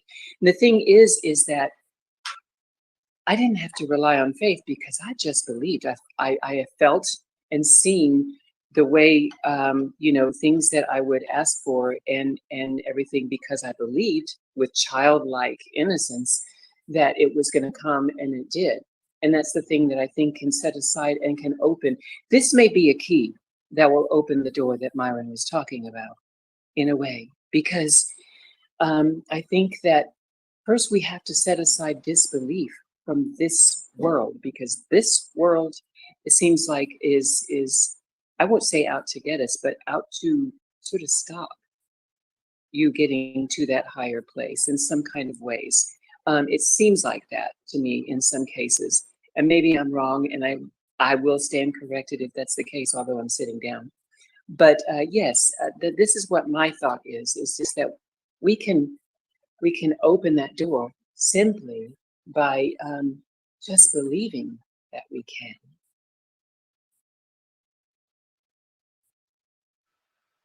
Definitely. I presume that was the last part of your comment, and we're running into technical issues at the moment. No, that was. Oh no, it's okay. It was just beautifully down into the softness that when I've had that gone before, we suddenly lost conversation with someone, and technology has just decided to cause a problem. Anyway, Belfast Beatnik, how you doing? Not too bad. Nice to pick up on you again. I've missed you. I don't know why I've never seen. Don't get the notifications or whatever, but really lovely. Before you go on to that, if you do want to really be informed, on the Perceptions Today, alloneword.com website is the event list and everything. Get on the mailing list and we'll tell you when we're doing stuff, or all over the place we are. Okie dokie, piddly pokey. I was going to say, for those that don't or have never heard my stuff, I nearly died about 3.5 years ago. Near-death experience, things that popped up that were very, very interesting to me, that I knew came from things that I had learned or seen in my own life. And then past that, it went past that, and I wrote a play about delirium. I'm a performance poet, so I wrote a series of poems and everything else. I went, oh yeah, no, I'm gonna totally do a thing, and then about dying of a virus, nearly dying of a virus, and then of course COVID happened.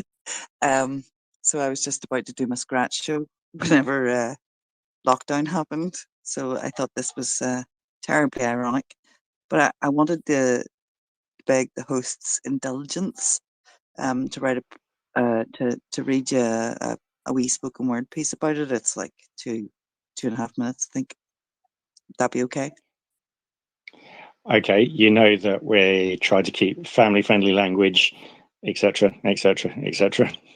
I'm Oh, yeah, trusting no, you no, now. I'm not. No, it's not like that. It's about basically how it felt to be in that position of Oh, as it's descriptive and it will help other people understand where you were coming from, then yes, feel free to do that. yeah. Because otherwise I'll just waffle for like Don't worry, you're 5 amongst the minutes. wonderful wafflers around here. That's why I try and get a 3-minute time limit in, because we can then waffle a lot more once one person's waffled for a shorter space of time.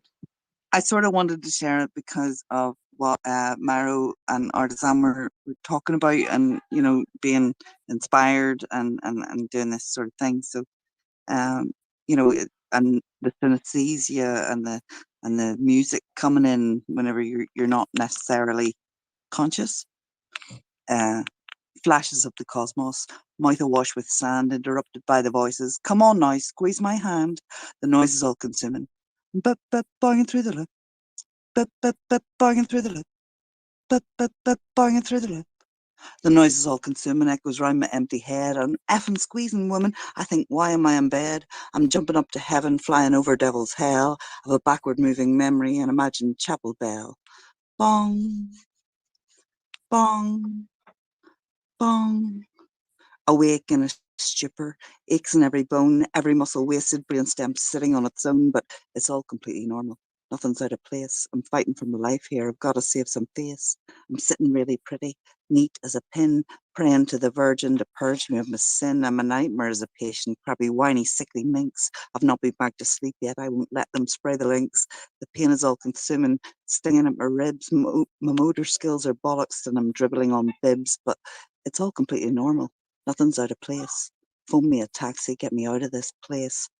They're lying to my face, man, feeding me with drugs. My mind is not my own now. I'm surrounded by these thugs. They're in my ward now. They're shooting feather darts. I sing, one day at a time, sweet Jesus, to show my inner parts. I finger through the rosary just to reinforce my creed. The tension eases nicely. I have safely seemed agreed.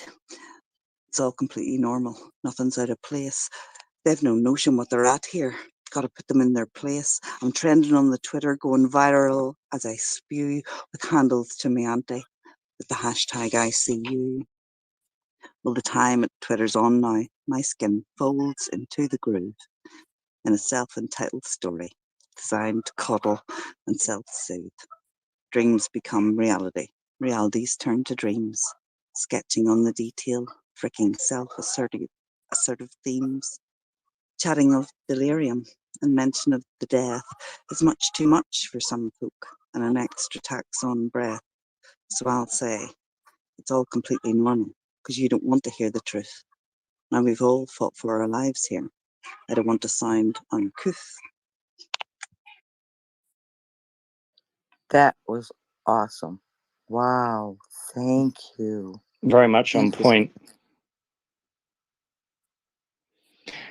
And obviously going through the experience that you did, and again, it's just phenomenal that you were able to capture it and put it succinctly. Again, it's one of those things that people probably have to read through and process at their own time of putting it together, because when someone's not been through an experience of that kind of trauma, they don't kind of realize the emotional roller coaster that it puts you through. Yes. Yeah, Paul, well stated. And can I just put something out there? Everybody talks about like this near-death experience. You know what I'd like to try to do, really, is like change the wording up to a near-life experience. But that's just me personally. At the moment, I think it would confuse people. Yes, it would be on topic to say it is a near-life experience because you're going back to source. But it's like with the changing of UFO to UAP, it's been around for a while that you need to gradually change things and tell people. Exactly. I think I'll work on that. Maybe I'll say, I had two near-death experiences, but what is closer to near life. So, maybe I'll start, blending them a little bit. Yeah, but I really agreed with your point about the hyper focus that happens after that. And you can hyper focus if you've gone through something, as serious as that. You can like almost hyper focus. I mean, the world to me when I come out was just, oh my goodness, everything was so green. I could see the little tiny microscopic people in the air. Not people, but you know, the little tiny things that you don't normally see. You know, like flying about your eyes, and you're going, is there something wrong with my eyes? But I realized there wasn't anything wrong with my eyes. It was just that they were hyper focused, and I could actually see little tiny flies that other people couldn't see, and the greenness and the blueness. And I mean, you know, I don't think people appreciate almost, you know how the brain reacts whenever all you've seen in the last 6, 7, 8, 9, 10 weeks, however long, is white and yellow and you know blue, and that's and it's not. You don't see the sky and you don't feel the Oh, air. definitely, because your Yeah, filters have been reinstated. yeah, it's kind of like everything is becomes so vivid. And you know how when I was a kid, how I used to explain that? I used to tell my parents I could see the wind. If you think about it, most people can't see the wind. They see the effects of the wind. Like, you know, the tree leaves are getting rustled, so they know the wind's there, right? But I could actually see the wind. And it was like like when you're talking about those little speckles and particles in there. Yeah, everything is super the colors it's literally like walking in another dimension almost. And that's what it was like for the rest of my life. Literally walking in that other dimension, being very, very aware of how we're all impulsed and impacted and, you know, just everything infringed, whatever. Everything was that inner beingness. And so, yeah, that's how I used to tell my parents I could see the wind. Yeah. I was going to say, with that, as people who have heard Tamara Goddard speak, who is from 400 Drums, and that's the number 400, then the word drums.com, she's a synesthesiast, and she has like 4 or 5 different senses interlinked, and she sees things in the wind just with sound as it comes towards her. And again, from her actual shamanic background, from her proper biological family, because she was adopted at an early age, she talks about how there are other things which you can't properly see, but because of the way that she has filters that have been removed, that she's now experiencing more information than other people do. That is also fascinating. So it fits in with what you're saying, Belfast, as in you get so overstimulated by only seeing certain colors for a period of time that when you go out, you haven't got the ability to filter the information back again. You're raw, so everything you see is hyper visualization. If that makes sense. So, Diana? Yeah, it does. Sorry, Diana, but I was just wanted to say, yeah, it totally makes sense. That hypersthenesia does go away, and I didn't want to lose it. So, I mean, I'm sure it's not easy to live with it either. Sometimes it goes. May I ask a question? Because this is something I never discussed with anyone before, because most people would think that I was a bit cuckoo. When I look on a sunny day at concrete for some reason, like a driveway, I can see infinitesimal little black dots as the nucleus, and there's like a glow around them. Is this similar in any way to what you're describing? Smaller Absolutely. than a net. Absolutely. Hyperfocus is what I'm talking about. And if your brain can hyperfocus, I think a lot of people shy away from hyperfocus. They're a bit scared of it. Like you're explaining to me that you see things in concrete and you're worried about yourself because of it. I think that's what people are scared of. They're scared of looking at patterns. Our brains are designed to see pattern. And what happens is that the human mind and people in general sort of shy away from it because they're going, oh, I shouldn't be seeing so many patterns. That's a bad thing, because we've been told it's a bad thing. We're being socialized to be told it's a bad thing. And yet our creativity is, I mean, I look at a wall and I see faces, you know, and does that mean that I'm crazy? You know, it doesn't mean that I'm crazy. It means that my brain sees patterns and wants to reintroduce those patterns. We are human beings. Our brains work in such a complex way, and of course we want to copy and improve what we see. That's what our brains are designed and evolved to do. I just don't understand why everybody's so scared of it.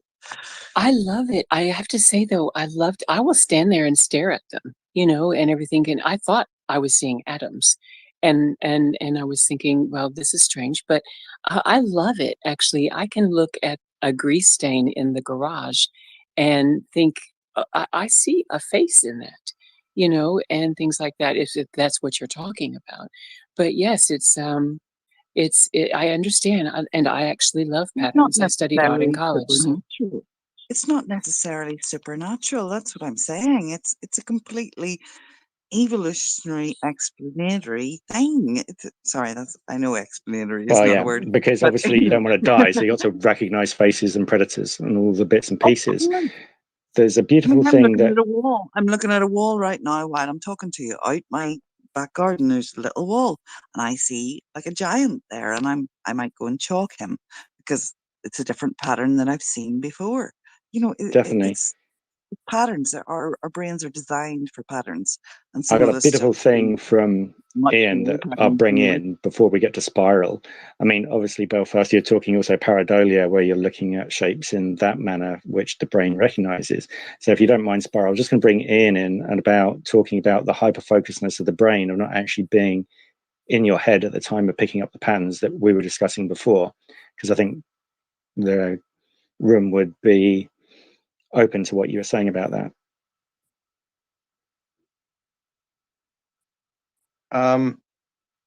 Yeah, that's fine.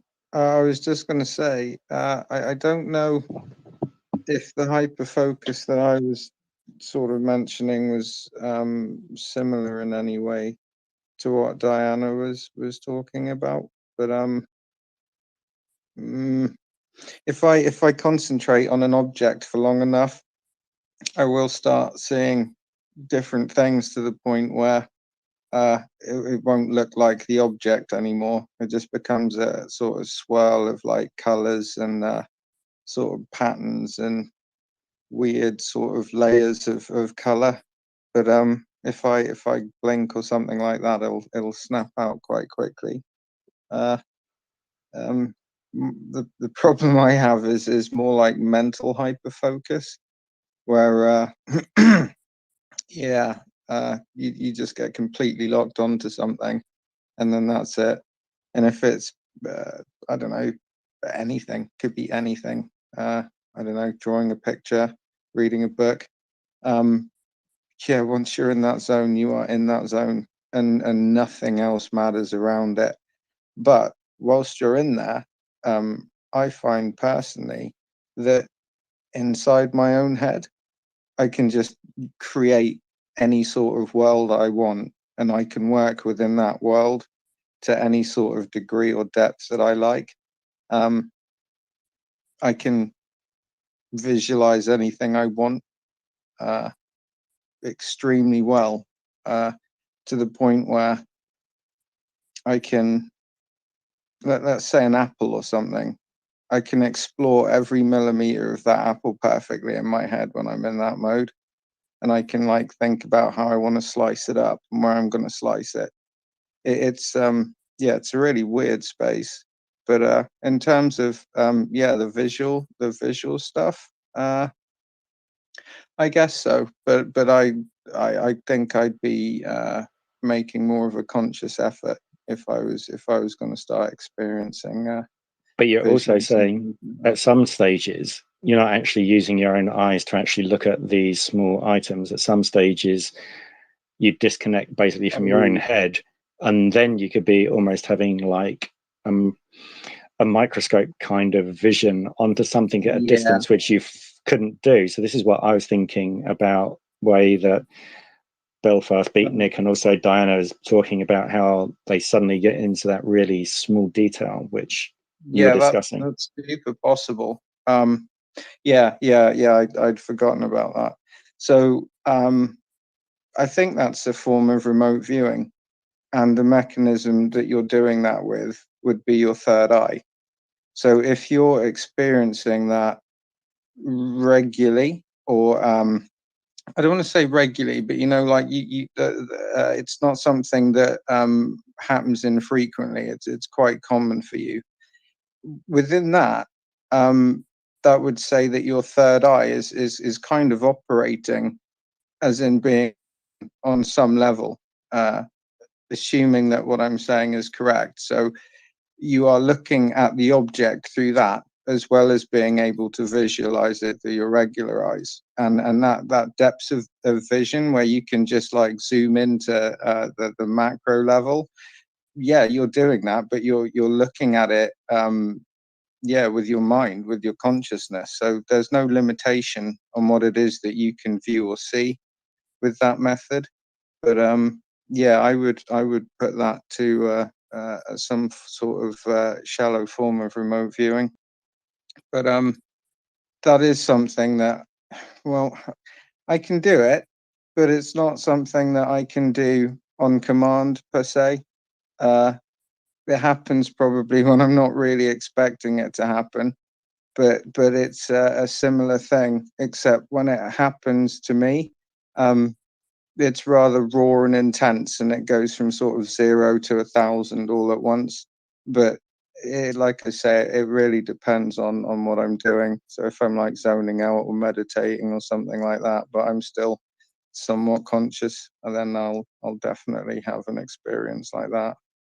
But I hope that answers your questions.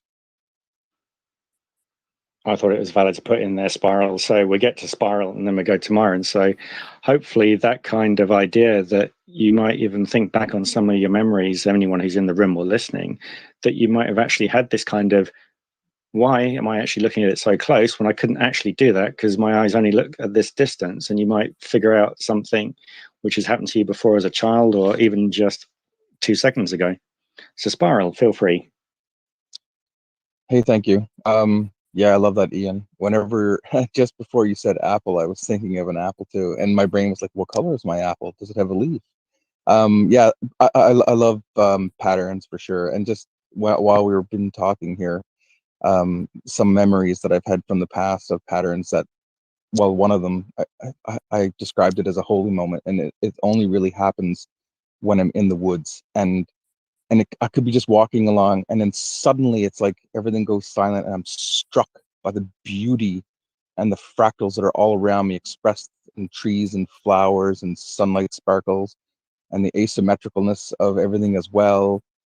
And and then of course, on the macro sense, still, to a certain extent, looking into my body, it seems kind of fuzzy. But then when I actually think about what I really am composed of, electrons spinning around nucleuses, or mostly empty space with frequencies of energy vibrating, and I love all this. And I also remember, every TV now, when it doesn't have a signal, you just got this dull blue screen with no signal.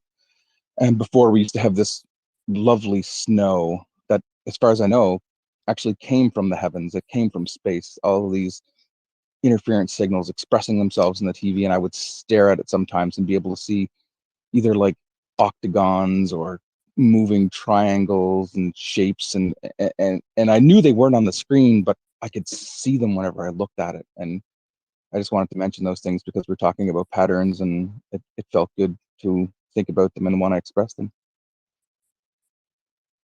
Oh, definitely, with the fact of the old screens, and again, beautifully used in quite a lot of horror movies as like Poltergeist and everything like that, with the way that they were using the snow for getting the child into a liminal state. Anyway, Myron, and then Shadow Fox. Yeah, when I was really young, when I was first starting to concentrate. I would start just looking at nothing. Like I'd be in my room and I would pick a point, and I would and that point would be like a spot, and then I could expand the spot after a while to something greater than itself, and then something even greater than that. And so creative visualization is pretty important, even in meditation, especially. It's very important.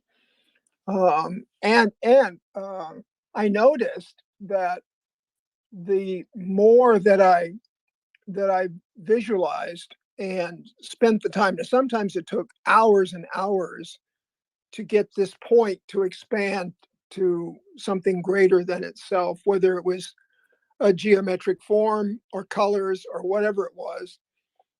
But I could use it to help with emotional problems or feeling problems, or even postictal problems after the seizure. That's what that means. I could use the visualizations, even though they were sort of abstract, and they may just be geometrical shapes. But everything is made up of geometrical shapes. The whole world is made up of, like 4 and 3, and those numbers. The numerology of it's really, really important. And so I started playing around with numerology because of the shapes that they could make, like a triangle and etc. And but it all started out with a dot. And then on what Ian was saying about looking at something for long periods of time, the thing you're looking at sort of disappears and it expands. And at least for me, it expands and changes into something else. And he's right. If you blink, it's gone.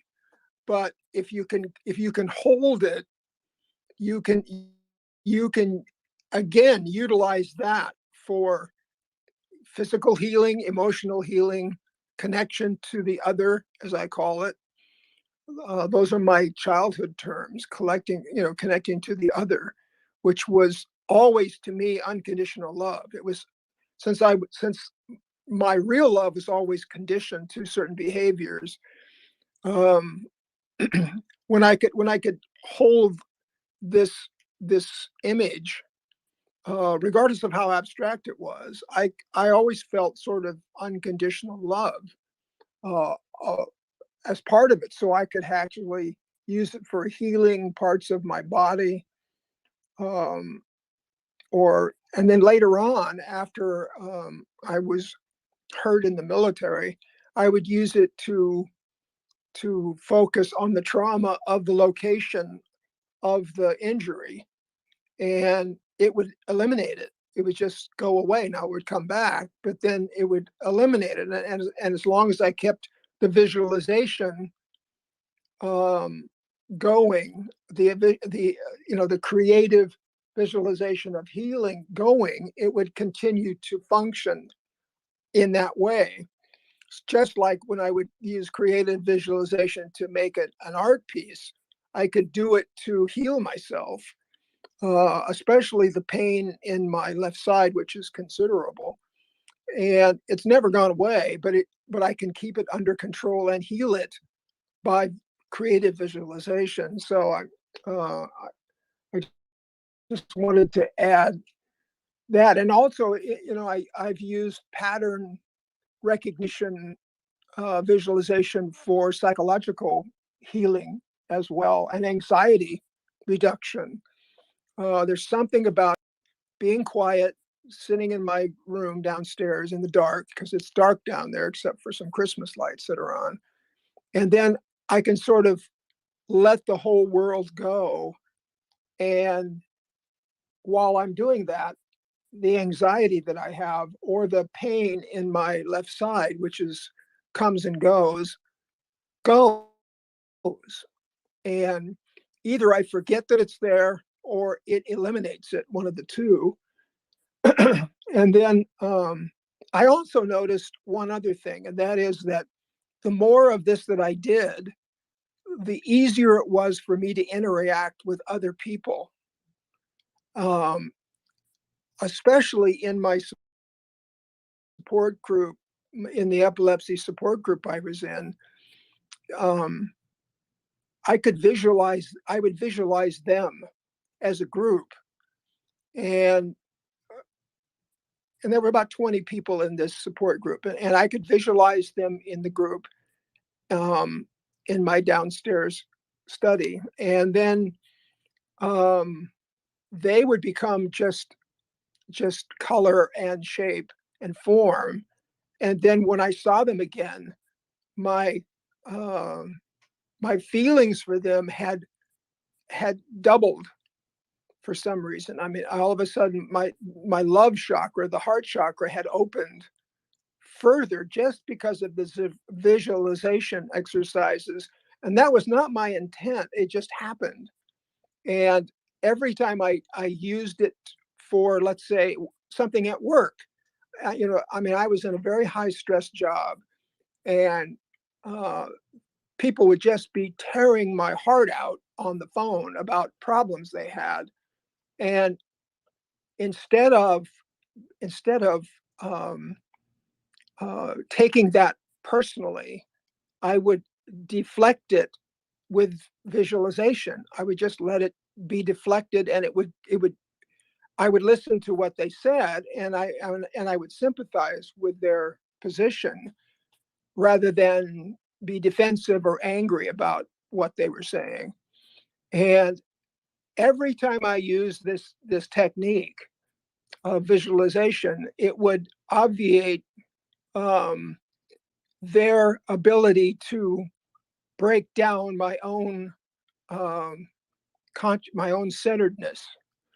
And so I started years before as just looking at, like Ian said, looking at things and patterns and things like that.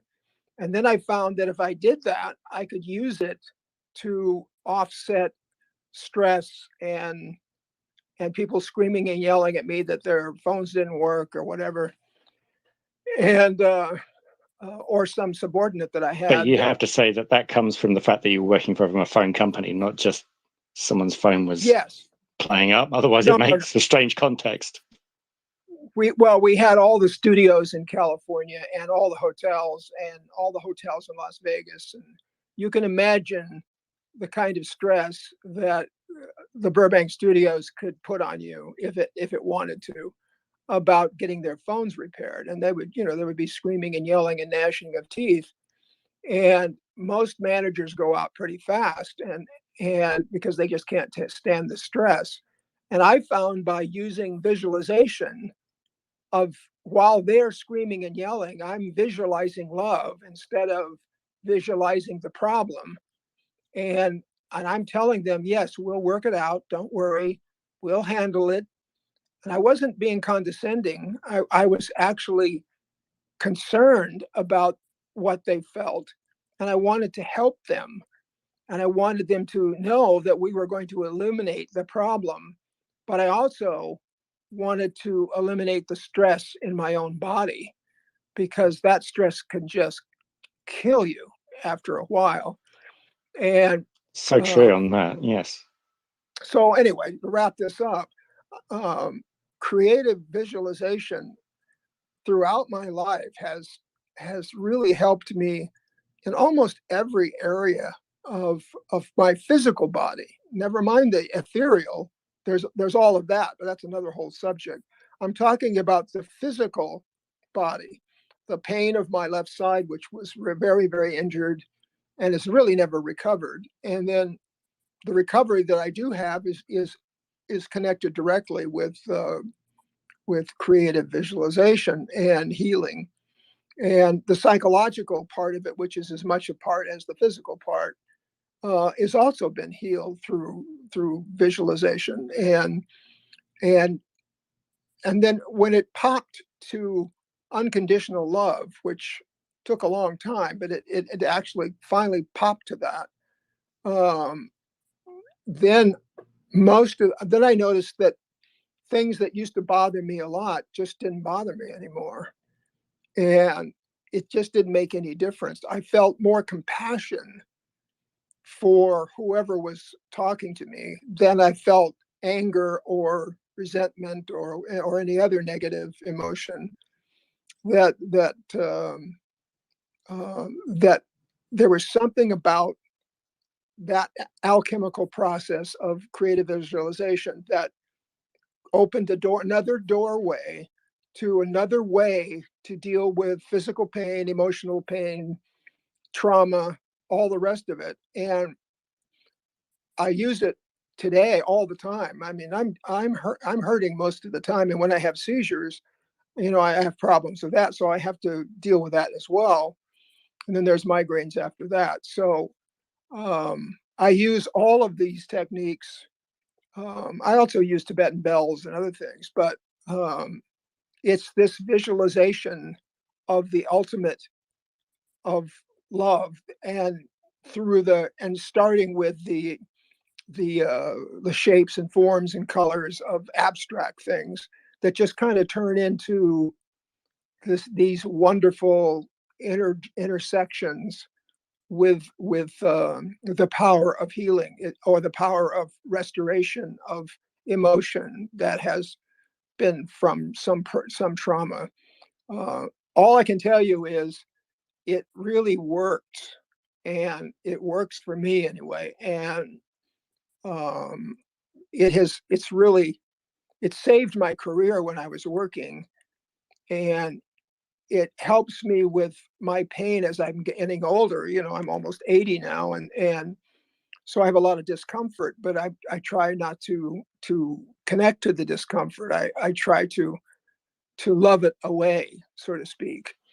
And a lot of what you're sorry, I was just going to say that a lot of what you say is also taught in a lot of pain management courses. And because I have seen people go through this, when they're first told about it, the people have got such an emotional, wound up sense of they're in pain and it's never going to stop, that they're not really receptive to it. But when they start seeing other people over a period of time start to relax and use the ideas that you're explaining, there is a good percentage change within those people.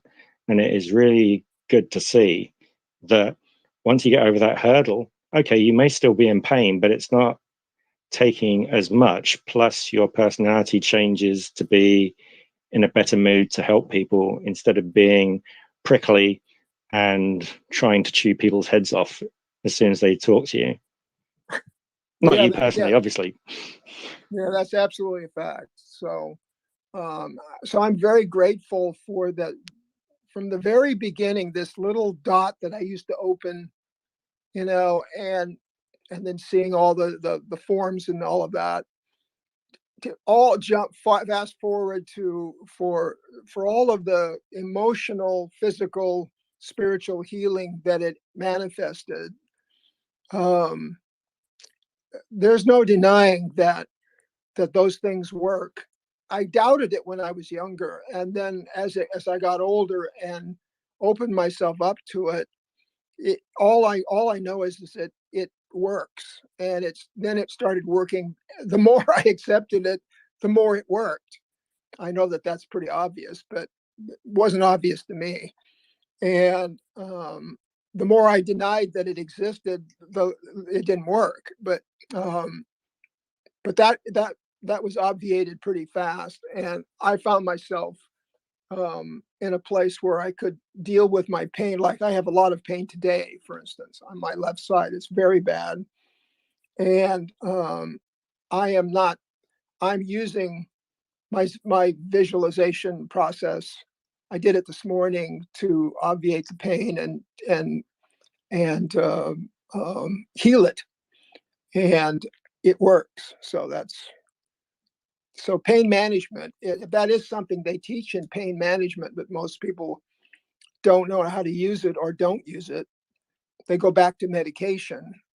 And I would encourage them to stay off medication if they can and use these methods, which I think are better for your body than using drugs. But I'm not a doctor, so it's I shouldn't be saying those things. Well, I it guess. takes time, and also it depends on the circumstance as well. I mean, there's quite a lot of variations, but if people can take the time to try it in all different types of situations within their life, from calm and collected to being stressed out by somebody and trying to use those things, that's when it becomes a stronger muscle. It's like going to the gym. The first few times going down, you're in more pain than you want to be there. But once you start learning it and then you can actually do the weights or repetitions that you're building up for, then you can try it in another method and then try and reinforce that as well. Yeah, So what you're saying is true. I think that's true. Anyway, that was my. No, it's great content. And by the way, it's nice to see Dr. Jasmine here as well on artificial intelligence as well. So Shadow Fox, and then we get to yourself, Diana. Yeah, actually, yes, I am Shadow Fox, but Lee Two Hawks is here, and he would like to kind of add to the conversation a little bit. I think, it kind of changed a little bit, but he does have something that he would like to share with you guys. Yes, thank you, Paul, for holding this. Hello, Ian, and on the spot, Myron. Hey, Lee, how you doing? Good All to hear your right. voice, sir. Okay, I've had, well, first of all, Casey is one also that really, really inspired people to use creative visualization for many different things, not only healing, but also mental acuity. But I'm bringing it back to near-death experiences. I've had 4 of them, 2 in my childhood, 1 in Vietnam, and 1 later in a car wreck. So my experience, I've not had what everybody else has had, is synesthesia and explosion of colors. I do that ordinarily anyhow, but the experiences I particularly had were of just not unaware of the body, number 1. 2, either going to the Hall of Knowledge or what is called the Hall of Wisdom, radiant in splendor and all sorts of information that are just, one button could give you a just entire out of curiosity, Lee, is that going to be kind of put under the Akashic Record kind of banner as well? Right. It would well be, yes. Although I've never really gone to the electronic belt, which is where the Akashic records are kept. But I was anyhow, just trying to see, because obviously there's so many different terms. Hopefully everyone gets the meaning from what you're saying, because when you were saying your terminology, I just want to make sure it matched up with what I knew. So okay. Yeah. Well, the Hall of Wisdom, Hall of Knowledge are 2 studying places for those who have passed on, that go in and review and learn more and gather information for their next incarnation, if that's their desire. But the radiance there is, well, there's no expression for it. So instead of having all these different experiences, I've also gone to the bottom of the ocean in crystal. I guess I can only call them palaces, but absolutely stunning. And then I've gone to a crystal somewhere in space, and there was much learning done there and meeting interesting environs. And but my most particular one that I really enjoyed was I call my blue electric planet, in which I was not allowed to go onto, but I knew that as somehow home. And that's all I can say about it, because I don't know anything else. But it was perfect and beautiful. Yes. You just keep hitting all the good old jigsaw puzzle pieces. We have so much connection to blue. It's phenomenal. Yeah. Again, Myron will pick up on this, that obviously when Anthony Peake had his experience with the Luthea light, which we've mentioned to yourselves, which is basically a white light with no heat. It stimulates your pineal gland and dumps DMT into your system. And he saw blue lines around the planet in a grid-like form. And also when you start hearing about, most other people seem to hear either blue beings and other bits and pieces. It's fascinating when you talk about this. But there's also the occasional geometric fractals that appear of different stimulus. In other words, not only the color, but the shape and the size of them, which are just come within. I don't want to say come at me, but they come within a sphere of whatever being I am at that time, out of body, because there's no sense of physicality at all. So these are extraordinary experiences, and I'm kind of jealous of the people that have that wonderful ability to, have the synesthesia and experience the beautiful things that they do experience. So I'm very appreciative of them. But that's my experience. I'll let that go. Thank you. Yeah, just real quick, it's like it's so strange because I, being his wife, I have, I'm privy to seeing this sometimes just literally take place. And I mean, seriously, you could be sitting at the table eating, and all of a sudden, like, he's just gone. It's like there's not necessarily like rhyme or reason to when this specifically happens. If he meditates, he'll go into a room. I leave him alone. I never interrupt him. But there are times, I mean, I could be driving and all of a sudden it's like I'm talking and he's gone, and then he'll come back and I says, "Was it a nice trip?" So these are these mechanisms that, like, where he steps into like those out of body experiences all the time. But when he comes back, he is just like filled with knowledge. It's almost all right, pull over, hit the tape recorder or something, because I've got information to give.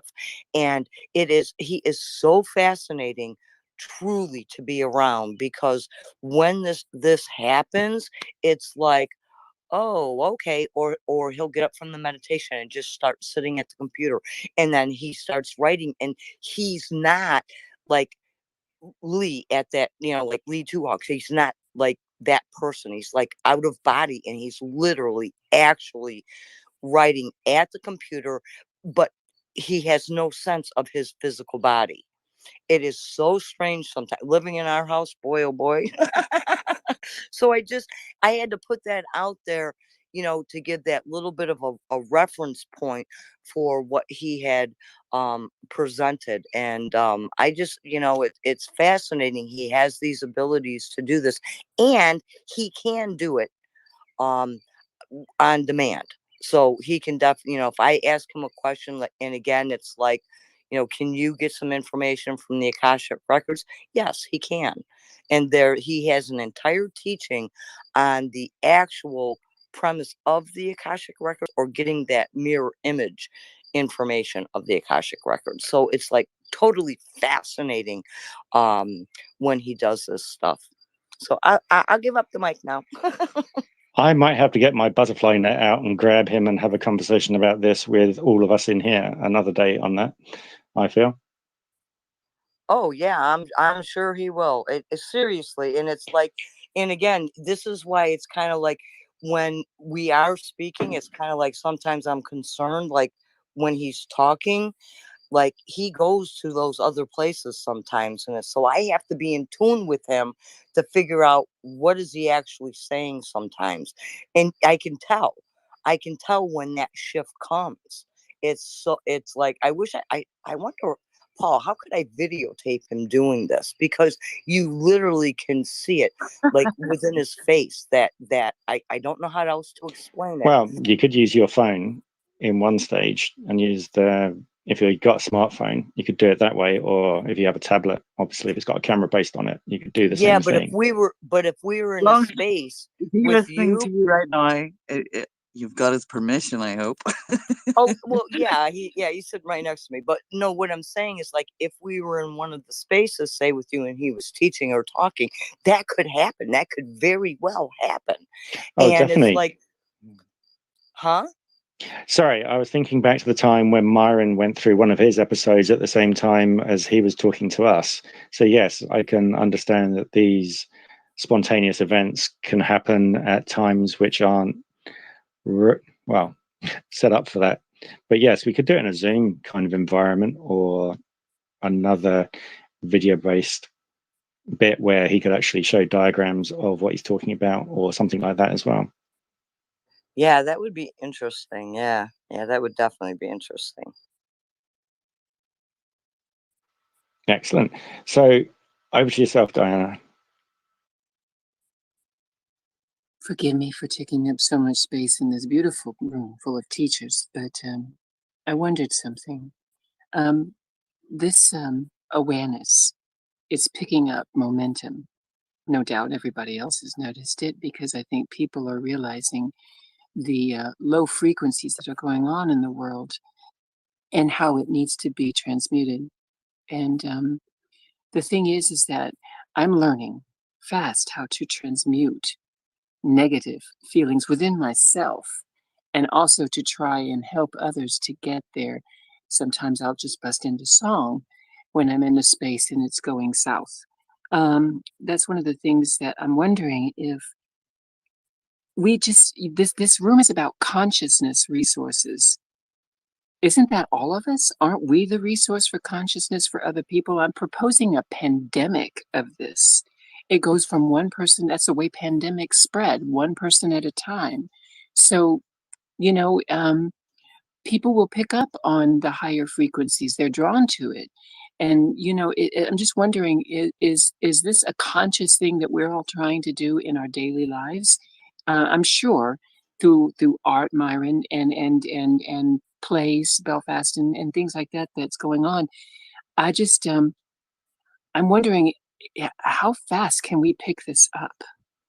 You know, to increase this even ever more, so that we can stem the tide of the school shootings and things like that that are going on, especially considering all the people in this space from all around the world. How The fabulous interesting is this? It is. The strange thing about this is we're all individuals previously, and I've told the story and I'll tell it very quickly in a very short version, that back last year, I wasn't wanting to do any of this. And it took 7 months before I actually started doing things. And then we started to become connected with other people. Then there was people coming in saying, I don't want to actually talk. I'm just quite happy as a listener. And we were saying to them, yeah, that's fine. Don't worry about it. And within 2-3 weeks of coming for different topics with different guest people or just different subjects, they started to actually contribute, and then started to want to be more involved. And then it was like, when's the next one? And I hadn't got any kind of plan or real schedule or anything. It was provide quality information rather than quantity. But then it just escalated, and then people wanted it in different formats, and they wanted to get together in different environments, and it was kind of all interlocking. And just the word of mouth, because the ethos of why I created the account is for everyone to learn and pass information to myself as well as to others, but go out and not just put your arms around a set of people and say, these people are mine. It's everybody go out, go learn, find out information, bring it back, and keep doing the same and promoting those people because of what you think of their personality, because they're looking for the same thing, and they're all trying to either have questions or experiences or researchers, but there's something about them that you intuitively know is genuine. And I think Myron, Mike, and obviously Ian, Krista was in here, Myro, and also Jonah, and who else? Eric, and also we got Sarah. They've all been coming back time and time. And again, we've got Mark here as well, and his icon for numerics, where Meta, and he will say the same thing. And if I am saying anything which is false, obviously everyone can say that it is false. But as far as I can find, it's just the thing that is striving, and it's just escalating. It's like a snowball going down a hill at the moment, where there's a lot more snow to connect to. Ian, what do you think? Yeah, I agree, Paul. I think you summed it up nicely. I thought you were going to tell me that you had got your pillow there. Right. Belfast. Oh, I was just going to say, yeah, I agree with you. At the moment, there's been a shift, let's say, and I love, Diana, that you use the word shift whenever you're talking about, people shifting from one thing to another. When we're talking about hurt people hurt. And I know that's a cliche, but it really matters. I mean, at the moment, whenever I saw lockdown, whenever I saw that people were going to have to be locked down, I knew that seeing people were going to turn into mental health issues. I knew that was going to happen.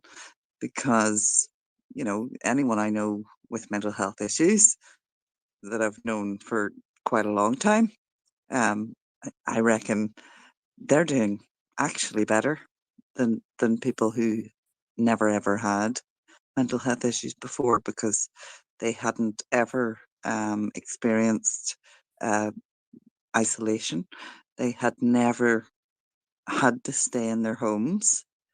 They had never done any of those things, whereas anyone who has been sick or, you know, had a mental health issue, you know, has always had to self-isolate. Yeah, they develop their own So, tool set. yeah, they had to do it. And whenever lockdown happened, I knew that there was going to be an escalation in mental health issues, because isolation causes that. Regardless of, you know, why the isolation happens, isolation causes mental health issues.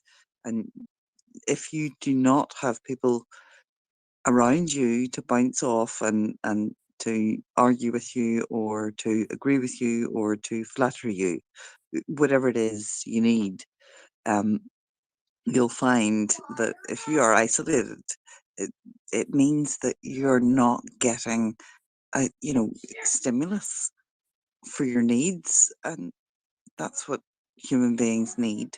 You know, that's I knew when lockdown was announced that there was going to be a spate of mental health issues. And what I'm most worried about is our teenagers, because I think they have been mostly affected by this. I would propose, though, it's even before that. I can speak for the United States, but the divisiveness politically that's been going on, where friendships before the pandemic, friendships were divided. Families have been divided just based on political views. How many times has that happened? Whatever happened to live and let live? People have put this by the wayside. If you don't think like me, it's like the invasion of the body snatchers. Not one of us is one of those things that's going on. And it's just got to stop. And the only thing that I think that we can do to make it that way is just to transmute society. Let's I'm just if enough people get on board, is it possible just to send out with chakras or whatever we can do to just radiate higher It's not even about frequencies to do this? chakras. I'm just It's Hey, sorry to wait, interrupt. wait, hang I, on, I, if Diana. I may. Diana, Sorry, go ahead. yeah, Diana, the one thing, because you were asking about the speed, right? About how quickly can this transformation take place? There's a part of where people recognize they're ready. They've been questioning and they're feeling uncomfortable, such as there's got to be more to this than meets the eye. And whether it comes from a position of being isolated and people reaching out and trying to understand others, if you take a look for just a moment, and everybody can do this, just take a look at the people in the room. How many people are in this room right now and they're listening? Look at how many listeners there are. Is that not absolutely awesome? Everything that everyone has been speaking about, guess what? We're sharing our experiences. We're planting the seeds. Every single person in here is a measure of a value, of a puzzle piece, of all connections. Because each and every one of these individuals may be in another room, right? And say, hey, guess what? You know what I heard? Oh my goodness. And then it goes from there. It could be someone doing that research. So it is upon us right now. And there are so many people that are ready, because if they wouldn't, there would only be us speaking and there would be no listeners. Okay. And so when we take a look at it and we choose to focus, again, this is really like severe act of listening, okay? When we choose to place our focus on what we would like to see presented. Remember, this is the mundane world is the world of illusions, all this discord and all this other stuff. This is where we start connecting these puzzle pieces, and the speed to which this transformation can happen can truly be literally overnight if we all make that choice to do so. But it's going to come in divine timing. And right now, people are ascending to being ready to hear us, because there's a great thing with being skeptical, and there's another thing of stepping in and having discernment.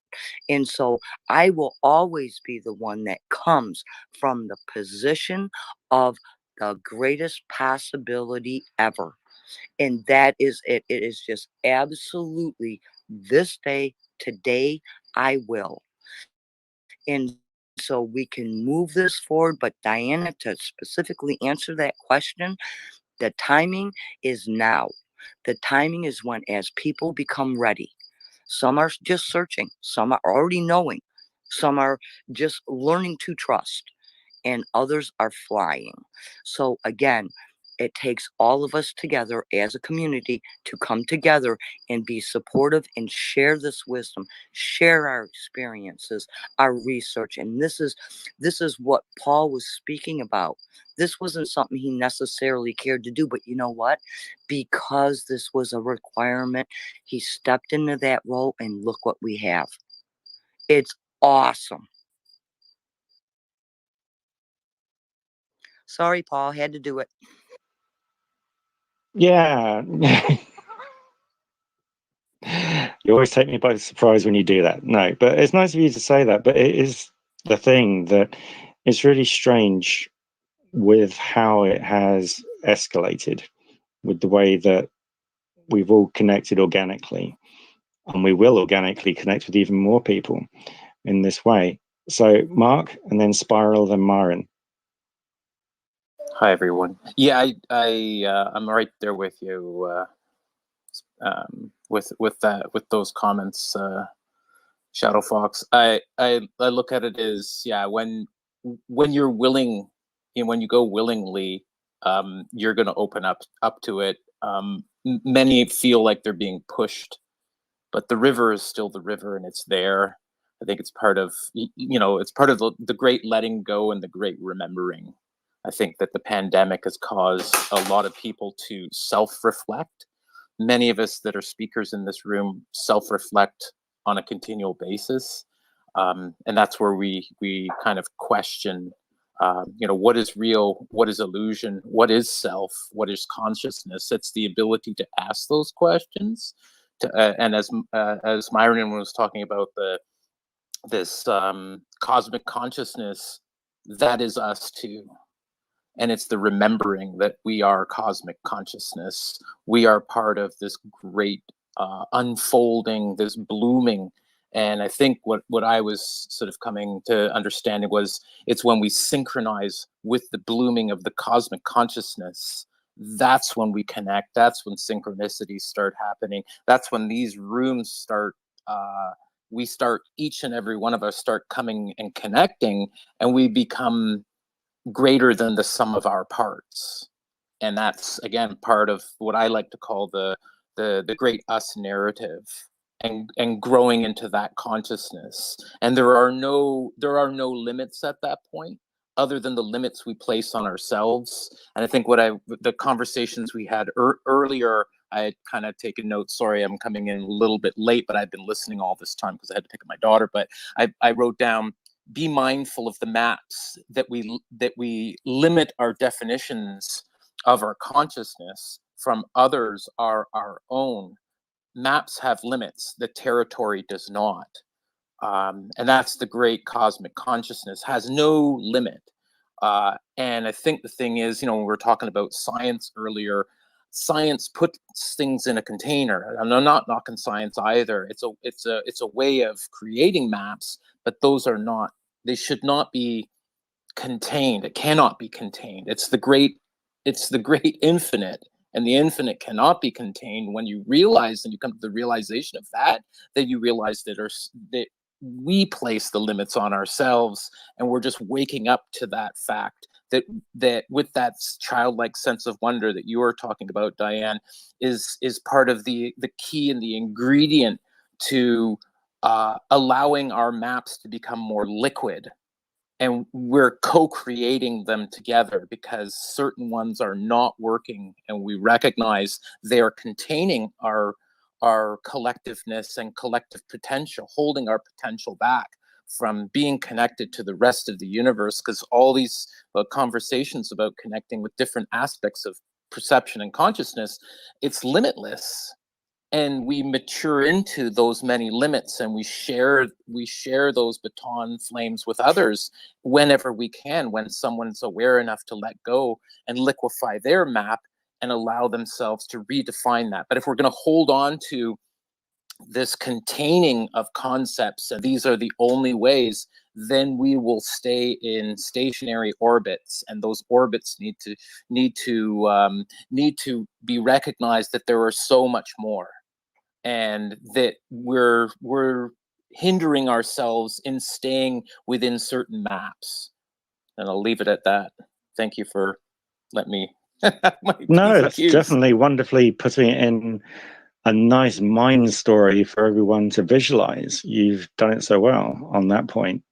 It comes well. I mean, one of the big things about communication in this format is you have to work out whether the person on the other end can visualize or not, and how you can break down a concept and put it into a very small story just to entice that person to investigate further, or whether they need a visual representation.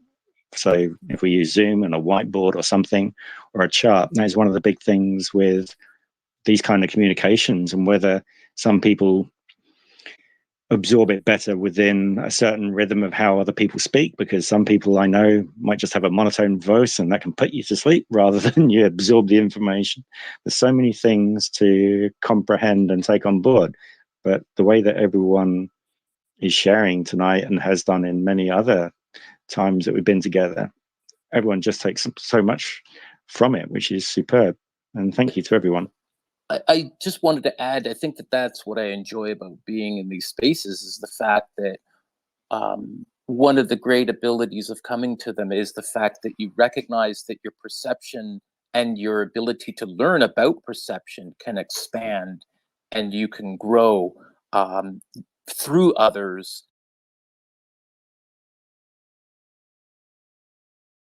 Tendrils out in like a firework of your own mind, and it builds on in so many different directions. And that's what always fascinates me, is that, you know, what I perceive as opposed to what someone else perceives is totally different. Even the words that we use as, you know, seeing, and there's many different ways of sensing, and we use these sense words in which to articulate. It blows my mind that there's so many different ways in which, and different levels of understanding with each other, that we could be sitting right next to each other and be totally experiencing what would be the same experience totally differently at any moment, you know. And even us ourselves 5 minutes from now, 5 hours, 5 years, we'll be experiencing differently. And so we should be open to that. That's what I mean by the maps need to be fluid, because we need to recognize and accommodate for everyone's growth and change. And it can happen instantaneously. And it is, as you said, Shadow Fox, it's now. Now is always and always ever will be that time for us to expand. And we all have that potential. And it's just about how do we ignite that flame within each and every one of us, so that we go away coming and leaving with these senses of wonder, and we share that that flame throughout our days as we go forward while we're here. You know, sometimes I like to think that it is our breath, you know, that breath of life. Even when we speak, that wind, that air feeds that flame to build up. And it's us with, you know, because speech is a great magical and powerful force. And like you said, words chosen, or somebody the way they're describing something.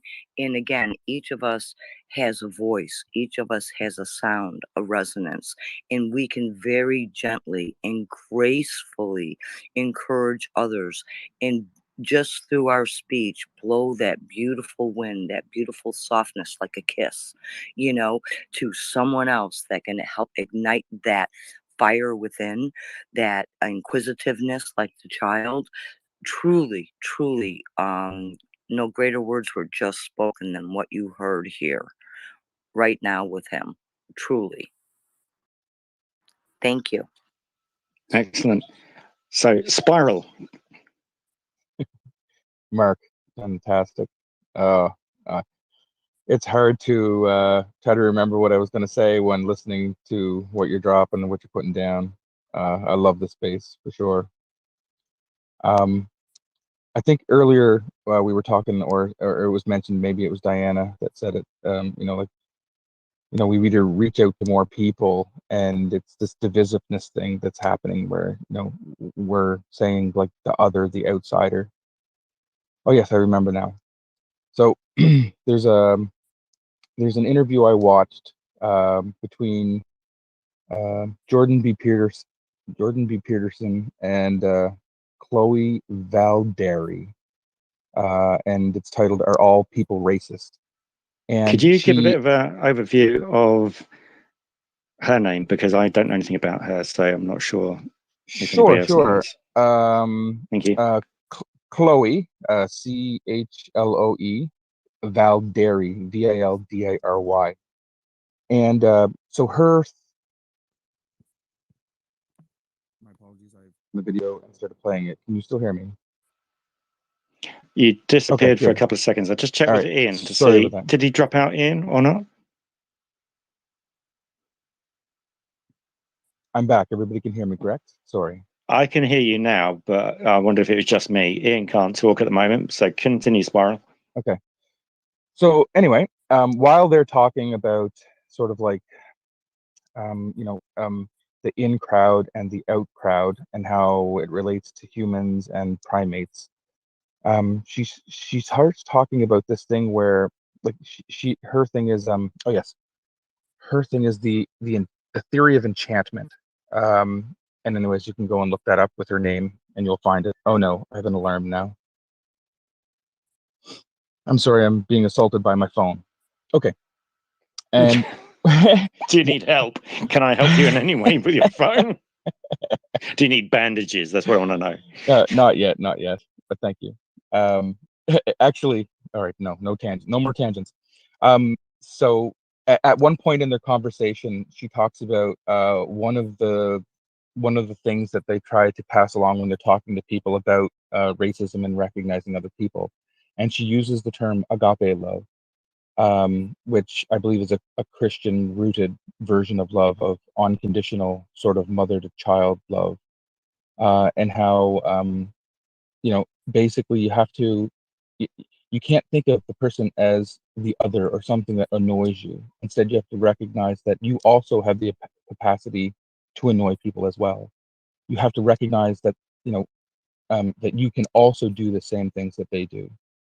Just because they haven't learned that it's maybe a negative thing or a bad thing, or they don't know how it's affecting you.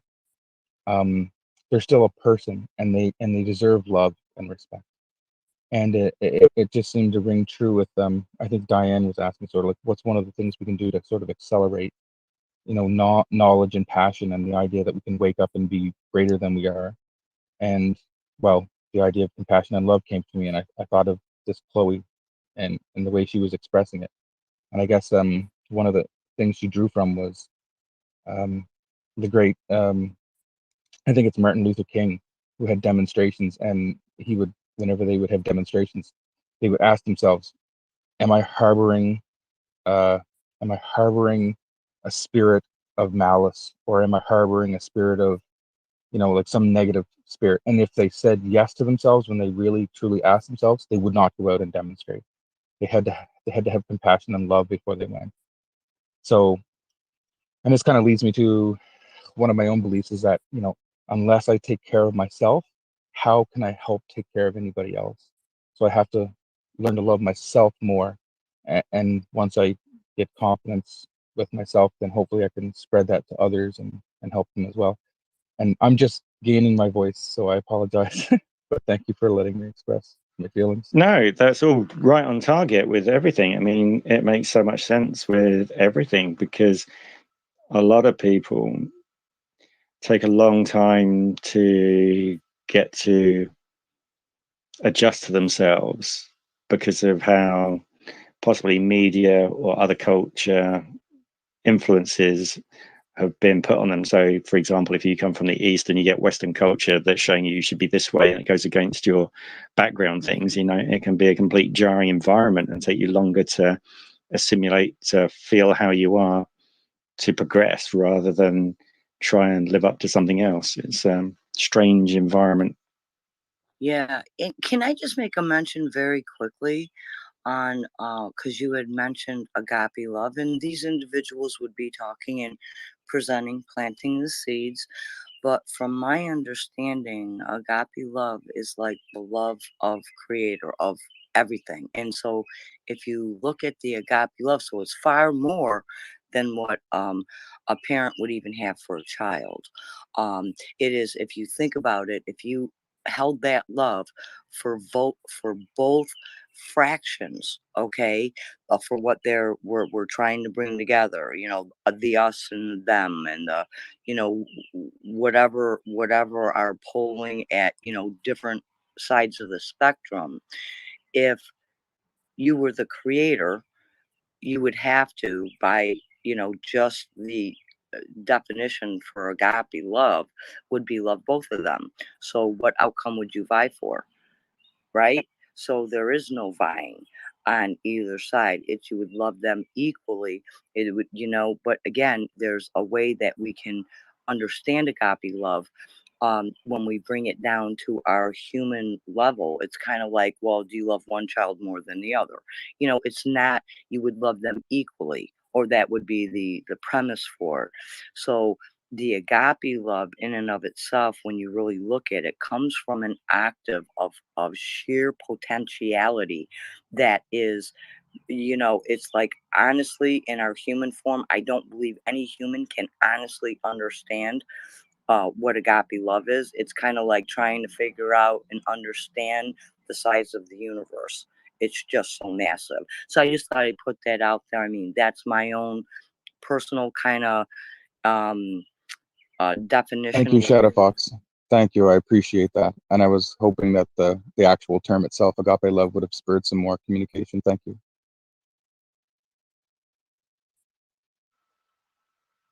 It all fits right on track, which is great. I mean, it's just phenomenal. Again, every day that when these things happen of getting together, you just think the previous one might have been the best, but there's just so much more information that comes in and just builds on that and helps us with, again, explaining to others or even learning more from others, which tends to be the case in my way of coming to these events.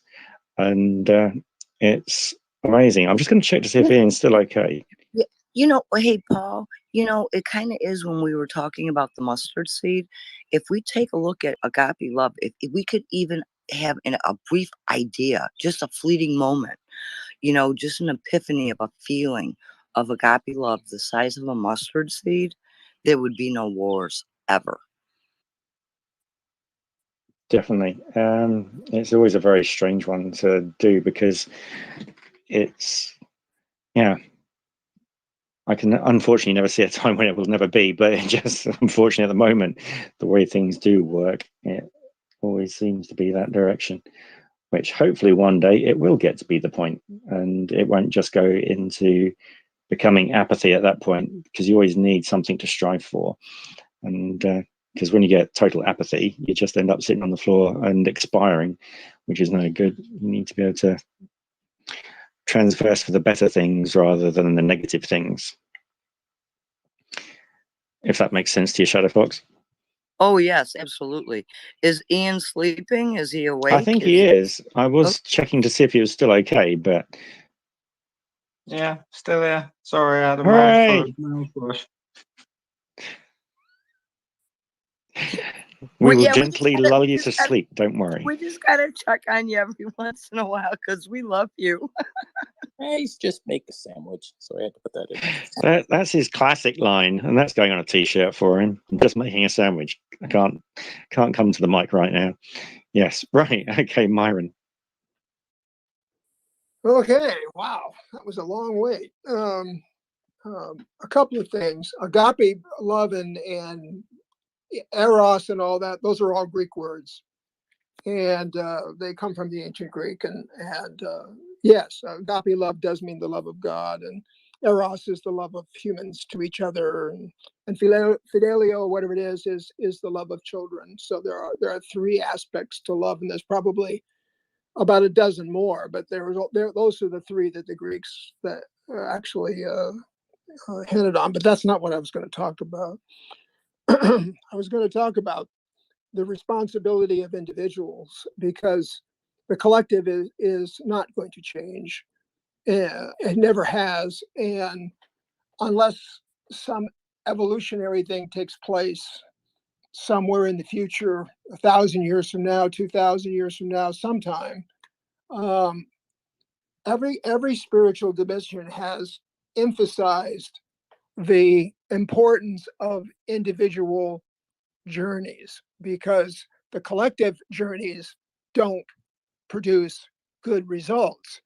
Take a look at history and you'll see what I mean. The 20th century was the century of death. More people died in the 20th century than died in all previous wars ever.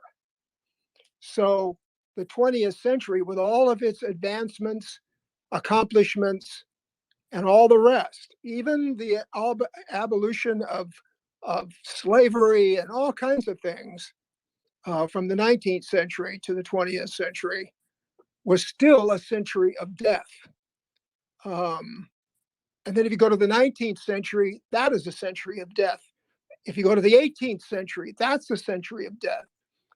However, the Sufis talk about, they have people that sit in caves and all they do is send out positive consciousness. That's all they do every day, all day.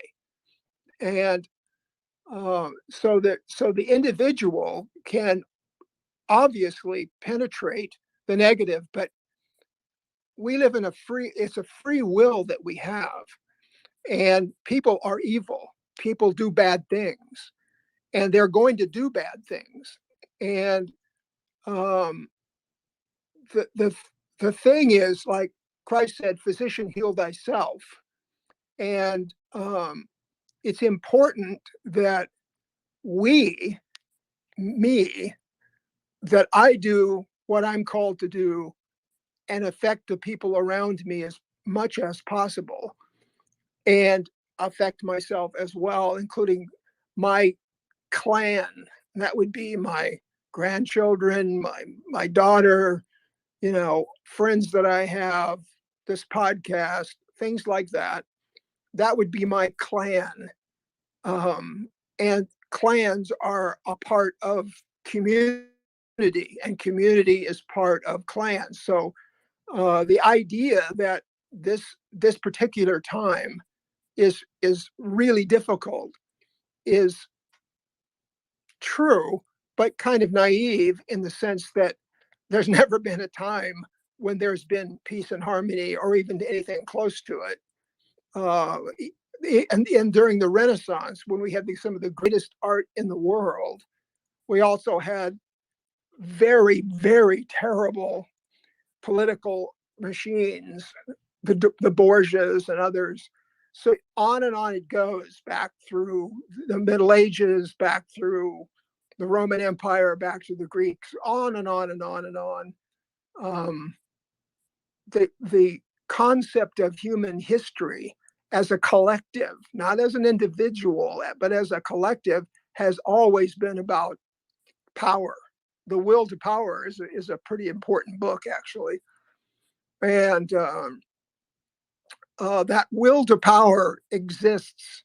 If you wanted to call something evil, and I don't believe in the devil, by the way, but if you wanted to call something evil, the will to power would certainly be the most evil thing in the world, because it has always affected behaviors of cultures throughout history. There's never been a time that that hasn't been true. So this little thing we're going through now with Trumpism and wokeism and all of the isms that are affecting the United States, and in some other parts of the world, like Brexit and stuff like that in England, and there are changes that are going to be made, but it still comes down to a spiritual individual. After all religions were started by individuals who had experiences. And then of course, the religions were destroyed. Their concepts were usually misused and turned into malevolent concepts. But the fact is that something like what's going on in this program belongs to us, and it belongs to what we experience and what we can talk about. But the world itself is as it is, and it's not going to change anytime soon, because humans have not evolved far enough, long enough, bright enough to accept cosmic consciousness or anything else except the will to power. I mean, just look around you. The will to power is everywhere. And the will to love is not. It's blocked out. It's blocked out by prejudices, by clans, by culture, by misinformation on the internet and on television. I mean, it's even tougher today than it used to be because of the internet and the negative stuff that comes across. You know, that thing called the people. Churches and all that have become corrupt. Their spirituality has become corrupt, and I'm sure that there are believers in all of those churches who believe everything and are beautiful people. I'm not saying that they're not, but the actual institutions are not. They're corrupt, especially in the United States and maybe even Western Europe. So when we talk about universal consciousness, yes, it is universal. Jung talked about the collective unconscious, which is information that is collectively given from individual to individual, to group to group to group.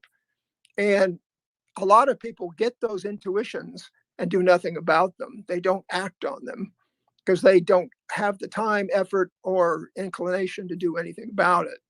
So the fact is that if you just look at the history of the human being from its time on the savannas, we're probably closer with each other just for the simple reason we had to survive that way.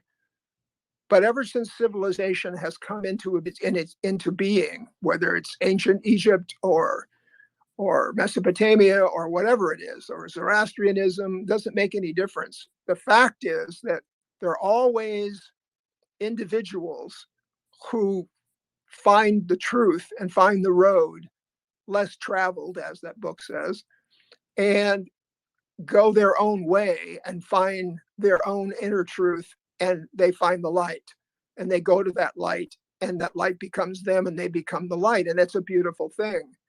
But make no mistake, the will to power is not going away anytime soon.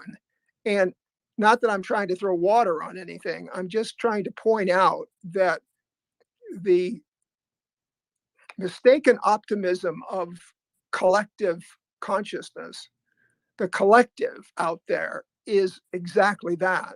It's not going to change. It would take, I don't know what it's going to take. I don't even know what AI will be as part of the metamorphosis of consciousness, how it actually changes the way we interface with each other. If we interface with robots, for instance, more than we do human beings. And isolationism like COVID and the rest has caused problems, but we've had plagues before and millions have died from plagues and all the rest. The positive part of this tirade is that there are people like us that think that there are alternatives. And as long as, Christ said, many are called, but few are chosen. Okay, so what does he mean by that? He means that there is a call. That's actually a Gnostic term, because in Gnosticism, you're called from the unknown. And then there's the awakening after the call. And after the awakening comes the fact that you realize that you're really a stranger in a strange land and you really don't belong here, that you really belong somewhere else. That is the essence of Gnosticism, which was a rival religion in the time of Christ. And once you discover that you're really not from here, cosmically speaking, that you're really part of cosmic consciousness, I would interpret it. That's not what they interpreted, but that's how I would interpret it. Then you realize that you're free from the negativity of the world, which is always going to exist. There's no way that there's going to be this idealism that the world will completely change, that the world will be completely renewed and over, and all the rest of it. I don't see that. There's no evidence of that in history, and there's certainly no evidence in the 21st century. So, but the power of cosmic consciousness doesn't care about that. Just like my spirit guide doesn't care when I do bad things. All my spirit guide wants me to do is, let's do the next thing, whatever the next thing is. And so I do it. And so if you're in contact with your higher self will protect you from the negativity that is rampant, not only in our culture, but in all times. And it'll also help you transverse any negative events that occur inside you or outside of you. And it will create the beauty and wonder of agape love that is available through cosmic consciousness. There's no question that it is available, and there are millions of people who have found it. They are not part of the political, machine. They're not. They live outside of the political machine and always have. And there are millions of them. So I'm only saying that I'm not trying to be really negative. I'm just trying to put a perspective on what goes on as far as spirituality goes in human beings. I remember that I was listening to a podcast with a physicist, and he was talking about the fact that he didn't think that we were smart enough. This is a Nobel Prize winning physicist. He did not think that we were smart enough to solve the problems of the universe, or how it was created, or why it was created, or what happened before the Big Bang. Now they're saying that there wasn't a Big Bang. And he said, we're just not smart enough. We haven't evolved enough intelligence to understand these concepts. And I think that we're a long way away from any kind of universal, complete consciousness. It's a mythology that people love to talk about, but the fact is it doesn't exist. It never has existed. What exists is the individual's ability to find peace, truth, love, and give it back to everyone they feed, everybody they see, everybody in their family, everybody they meet, and themselves especially. Because if you don't love yourself, you can't love anyone. So, it becomes the responsibility of you, and you become the universe in that particular parable. So the universe is you, and you give to the universe and accept from the universe universal love, agape love, and it gives it back to you, and then you give it to others. But that's on microcosm level. It's not on the macrocosm level, not at this stage of human development. It just isn't there. And there's not a spiritual teacher that talks as if universal consciousness is possible. They don't ever talk about it that way, because people walk away from all kinds of opportunities to have that. I mean, there's the rich young ruler myth in the Bible, you know, where the young ruler comes to Christ and he says, Lord, what do I have to do to inherit the kingdom? And Christ says to him, go and sell everything that you have and give it to the poor. And the rich young ruler walked away sad because he knew he couldn't do that. Okay, so that's not about wealth. That's about whatever it is that you hold dear. The thing that you hold most dear that you will have to give up is what Christ is talking about. It could be money, it could be ambition, it could be almost any, it could be hate, it could be jealousy, it could be prejudice, it could be whatever it is, but you're going to have to give it up in order to move on down the road to wholeness. And as long as we keep the eye on who we are, in other words, inflation is something that Jung talks about a lot about. And there's a tendency for groups to get inflated about who they are and what they are and what they think that they are.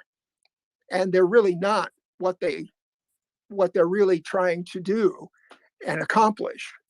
They're really in an illusionary circus that they create. And Jung talks about it a lot, and about the dangers of those kinds of ambitions inside of the developing consciousness, and how important it is that you find this road less traveled yourself.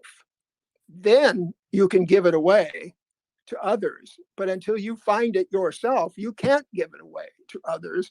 And you as a group can't give it away to others. They have to find it themselves. And all you can do is give them little guideposts and things along the road to find their own way, their own path. But you can't do it for them. Nor could you do that for your whole culture or your clan or anything else. That's why there's divisions inside the families, even over the political environment that we live in that is so toxic. You know, I mean, these are people who supposedly love each other, but they still can't agree on these fundamental differences in our culture. This is the United States I'm talking about. And that's just a microcosm of what really goes on in the world every single day. But that does not preclude us from being part of agape love. It doesn't. In fact, it encourages me to want it even more. Because if I'm not going to find it out there, I certainly want to find it inside of me. And I want it to live there, be there. And when I am gone on to my next incarnation, I want it to go with me. And I will give to anyone who asks any information they need to find it themselves, but I can't find it for them. And Christ made that really clear in the New Testament, and especially in the Gospel of Thomas and the Gospel of Mary Magdalene, which are not included in the Bible, of course, that it's the individual searcher that is actually loved by God. God loves all things, but that particular part of God that you connect to, that is God, gives back to you the kinds of insight to be free of all of the restrictions that you put on yourself and on others, and so you just let those go. They just fall off you, just one at a time. They just go, and when they're all gone, what's left is purity, love, consciousness, pure consciousness, cosmic consciousness, and it's forever. So once you find it, you have found it forever. Yeah, that is a good book. If you meet the Buddha on the road, kill him. And what do you think that means? That means you become the Buddha. he just posted this book title. It's a very famous book, and it's exactly what it's saying. You have to become the Buddha. You can't follow the Buddha. You have to become the Buddha. And that is really essential in this whole spiritual process that we go through on an individual level. You can read, talk, lecture, podcast, do whatever you want. But if you must find this yourself, you must find self-love, period. Then you can go out and give that love away.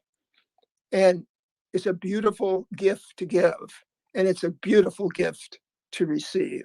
So that's my 5th tirade, I think. It's a very good one. I love you, Meyer. Thank you. Very Sorry, hits all the point. Okay, Spiral, one more time and I just beat you out. No, yeah, that's okay. It's not a problem. I just love technology when it works so well for gaps and just overrides everyone. No, you're right on point with everything there, Myron. The fact that I brought that book up is the fact that what you were discussing there just made me remember it. And it's a really good one to get into. And hopefully some people, hopefully some people have read it. And if anyone's watched. I hope they have, because it's really right on point. Because Buddha himself, when he was dying, said, please do not make any images of me. Do not worship me. Find the Buddha consciousness in yourselves before he gave up his spirit. And what do? The first thing they do is they go out and build all kinds of images and all kinds of stuff, because that's what humans do.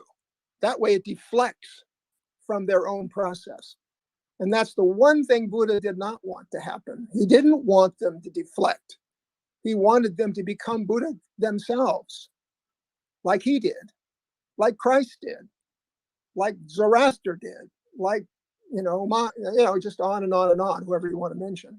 Whoever talking of that, Myron Miro's got sure. He's been reading a lot on Zoroaster as well. He's going to bring that up, not tonight, but another point we're going to go through that, because looking at all these different other areas of, we call them philosophies, life, and everything else, really does help you expand to understand a bit more about other bits, even if it's just a small bit. But no, the content, as everyone's saying, and again, Myron, what you just put down is fantastic. Just going to do my public service announcement. We're going to be doing this for another 20 minutes or so. So want to go through Diana and then obviously Shadow Fox. Are you okay, Ian, to still stay for another 20? I'm good. Yeah, dude, that's fine. Myron, you're not Ian, but yeah, I'm glad that you can stay for another 20. I was just asking Ian. I could become Ian. That's possible. Oh yeah, you could do Ian. I could go make sandwiches. I know. I mean, if he can do it, I can do it. You could be replaced soon, Ian. You do realize this, don't you? He'll be my Buddha consciousness. I'll follow him. And I'll take a everyone's pastrami on rye, please. Yeah, right. Fair play, sounds bro. really good, I'm with you. That actually sounds really good. Yeah, Ian's going to open up a deli at this time of day. Right, okay. So, Diana? This is one of those kind of conversations I literally had to get a notepad out and make notes as people were talking so that I wouldn't forget anything, because that happens to me often. And I did that. One of the things that I was thinking of when you were talking about the story where the man had come to Christ and he said, give up all of your possessions, sell them all. And you were saying that it's what people hold dear. And that to me is just really give up the ego. Yeah. Wasn't that what he was saying? Give up the ego. And another thing too, when it comes down to what the world is, I've been saying a list of daily prayers long before I ever even heard of all of this. But the thing is, as Shadow Fox has pointed out to me, so much stuff comes alive once you start learning these things. My prayers have come alive. One of the things I always prayed for was to imagine the world made new in you. That's one of my daily prayers to God, to the I am, to however you want to say the Creator. But now I'm knowing that imagining is visualization in the I am presence. So that is Yes. basically what I'm trying to do, is visualize in the I am presence what this world could and would be like if it was made new in what God intended and what God would want and what the creator would want this world to be like. Because I think that what's going to happen is that the world isn't going to end. It's going to transform. It's going to mutate into this beautiful place where people will be happy. I don't know that we necessarily have to have there is balance to the entire universe. I understand, but do the measures of it have to be what we would consider by human logic as a balance? Do you see what I'm saying? I'm probably being very vague there. One of the other things that I have listed down on my points, and this will be my last one, I promise. One of the things I like to do is to learn about the saints. Saint Padre Pio was one of my favorites, or still is one of my favorites, because he had the stigmata, and he was a mystic, and he also did a lot of battles in his time when he was alive. But he's actually lived in the 1900s. So, but there is one that I'm talking about that refers to agape love. Faustina Kowalska is the saint for divine mercy in the Catholic faith. Okay, Faustina Kowalska actually, she had visions with Christ.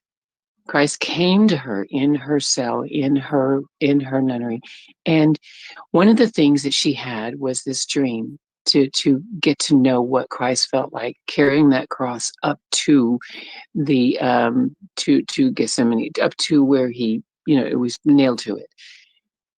She actually was walking through her nunnery, and she was going through the corridors, and it was lined with people that she knew throughout her life, people she knew and loved. And then as she got closer, it was then the nuns that she had come to love, and then it was her confessor, who she talked with all of the time, and her spiritual leader on this plane. And then it got closer, and it was literally her family. Now the entire trip she's making through these hallways, they're spitting at her, they're kicking her, they're hitting at her, they're doing everything they can, they're throwing things at her. All these people that she knows and loves are doing this to her as she's going through the corridors to get up to, and she just has to do this. She has got to get through these corridors into the chapel and up to that altar where the Eucharist is sitting. And she has to do this. She is so compelled. But the entire time, all of these people were doing that, and she still loved them. She didn't know, she was maybe confused, I don't know, but she did still love them. And though they were throwing things at her and cursing her and spitting at her and doing all of these heinous things, that's what Christ went through when he was going Christ to forgave everyone, on the cross. He forgave everyone. Right, but but the entire time that he was going through, carrying the cross, every step of the passion, he was actually still loving all of the people that were doing all of this to him. Do you see what I'm saying? And that is agape love. Yeah, I would change that just a little bit and say that what she achieved and what others achieve, other saints, maybe is more like an understanding of cosmic consciousness, which leads to agape love, for the simple reason that it eliminates organized religions of any kind. They're gone because they have to be gone. There can't be any opposites. Up, down, right, left. There can't be any opposites in pure love. They have to go. So there can't be any revenge or hate or anger or anything. All that disappears outside of the dualism of most religions, even monotheistic religions. And once you're outside of that, then you're in pure love, pure cosmic consciousness. There is no division. There is no wrong or right or up or down or hell or heaven or anything else. It's all gone. I would agree with you. Go ahead. But what I understand And what I get from her story and in that trip that she made through the hallways and everything like that was the fact that she loved no matter what these people were doing to her. And that is actually an example of what I'm talking about, going through the world today, trying to do all of the stuff that we would need to do to spread this. You know what I'm saying? The thing is that she understood it. That was fundamental. It was both. It was an understanding of agape love. It was to love everyone. Picture, if you will, the person that you love most in the world. For me, it's my mother. I'm her 24/7 caregiver. I am here in the name of love to take care of my mother because I love her so much. I gave up my life to do this. And I'm not saying that as a brag. What I'm saying that is I think of her when I think of my deepest love for another human being. But what I need to do is take that same love and apply it to humanity. And that's the point that I think is where you get to agape love. And I think that's what she was taught as she was going through this, because no matter what humanity feeds you, you come back with love. Because a child may hurt a parent, but that parent still loves, and vice versa. You know, that love doesn't stop. Love that is unconditional, no matter what. Love actually, the essence of the beginning of love is forgiveness. There's no question about that. Like, for instance, I was abused as a child very badly by my parents. And one of the things that I had to do in order to move on was to forgive them. And then go on and forgive everybody, everything that had ever affected my life. And I remember when I was listening to the Dalai Lama one time, and somebody asked him, how can you be so optimistic and positive about the Chinese when they murdered all of the Tibetans they could get their hands on, and you're on a death list, and if you go to China, they will execute you? And he said, that isn't relevant to anything. I love them. I love them unconditionally. I will always love them unconditionally. And there's your universal agape love right there in the Dalai Lama. I mean, it was tough for me to forgive my parents and all the people that have wronged me, and that includes the army and anybody else. But to do what the Dalai Lama did and is still doing, because he's still alive and in exile, it's a remarkable example of what is possible on the human level. And in fact, it's almost shocking. You know, you can read about it. It's one thing to read about it and read about the past and read about saints and all kinds of stuff, and not get bogged down in the political part of sainthood. But then on the other side, when you hear someone talking live who's on a death sentence from a whole country, and he loves them unconditionally, that is agape love. That is it in its totality. So I don't disagree with you. I think that anyone can have agape love. Absolutely, anyone can achieve it if they get there. But it really starts, and I think Christ made this clear, that forgiveness was the first step. Forgiving yourself first, and then everyone else second. I would definitely. Myron, real quick, I would definitely agree with that. That is, I mean, even, you know, when the disciples asked, you know, how to pray, how do we do this, right? I mean, he sent us to recognize the laws by giving us the Lord's Prayer. You know, even actually, he broke all the laws. Yeah, the laws of man. Yes. Yeah, and all the Jewish laws he broke. Yes, exactly, because they were designed by men, and they weren't relevant. Well, according to the Jews, they weren't designed by men, but that's okay. I know, I recognize that, but when you really think about how the religions, like you had said before, of how they were initiated, so on and so forth, but you know, the one thing that I'd really like to make a point on is when we're looking at whether, within this consciousness, so on and so forth, coming forward, that the possibilities, because one person, one single person can truly change the world or Well, change a country. that's what I'm talking about with the Dalai Yep. Lama. There's no question Exactly. that he is a leader among leaders, because most leaders can't do that. Yes, exactly. Name me 5 people that have come forward to make a statement like that. Exactly. You can't find them because they're involved with their own religions, their own structures, their own way of looking at the world, and they can't divorce themselves from it. He can, because he is truly an enlightened being. Maybe Ramakrishna could do it, but Ramakrishna's been dead for, 50 years, 100 years.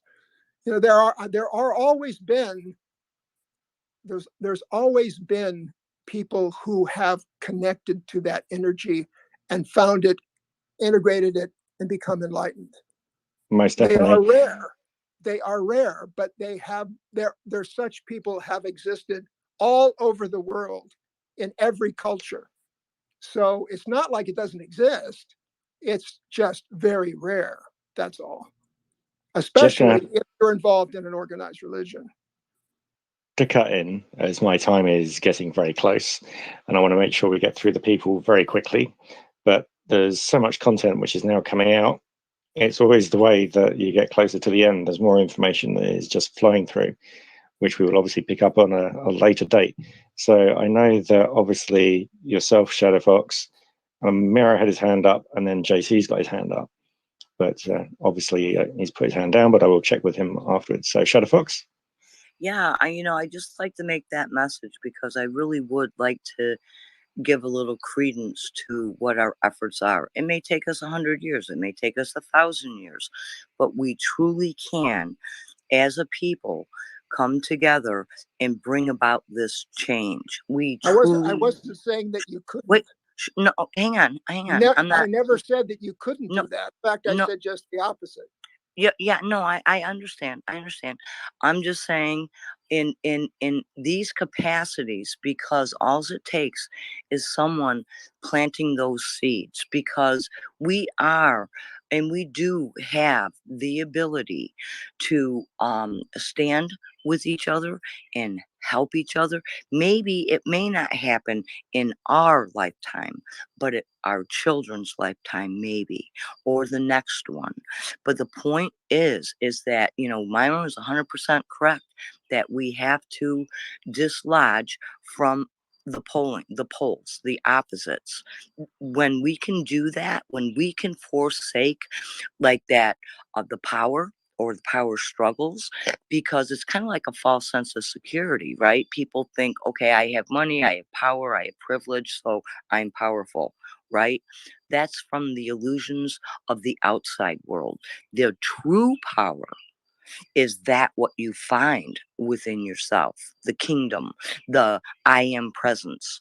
This is where true power is. And within that realm, there is no mega ego.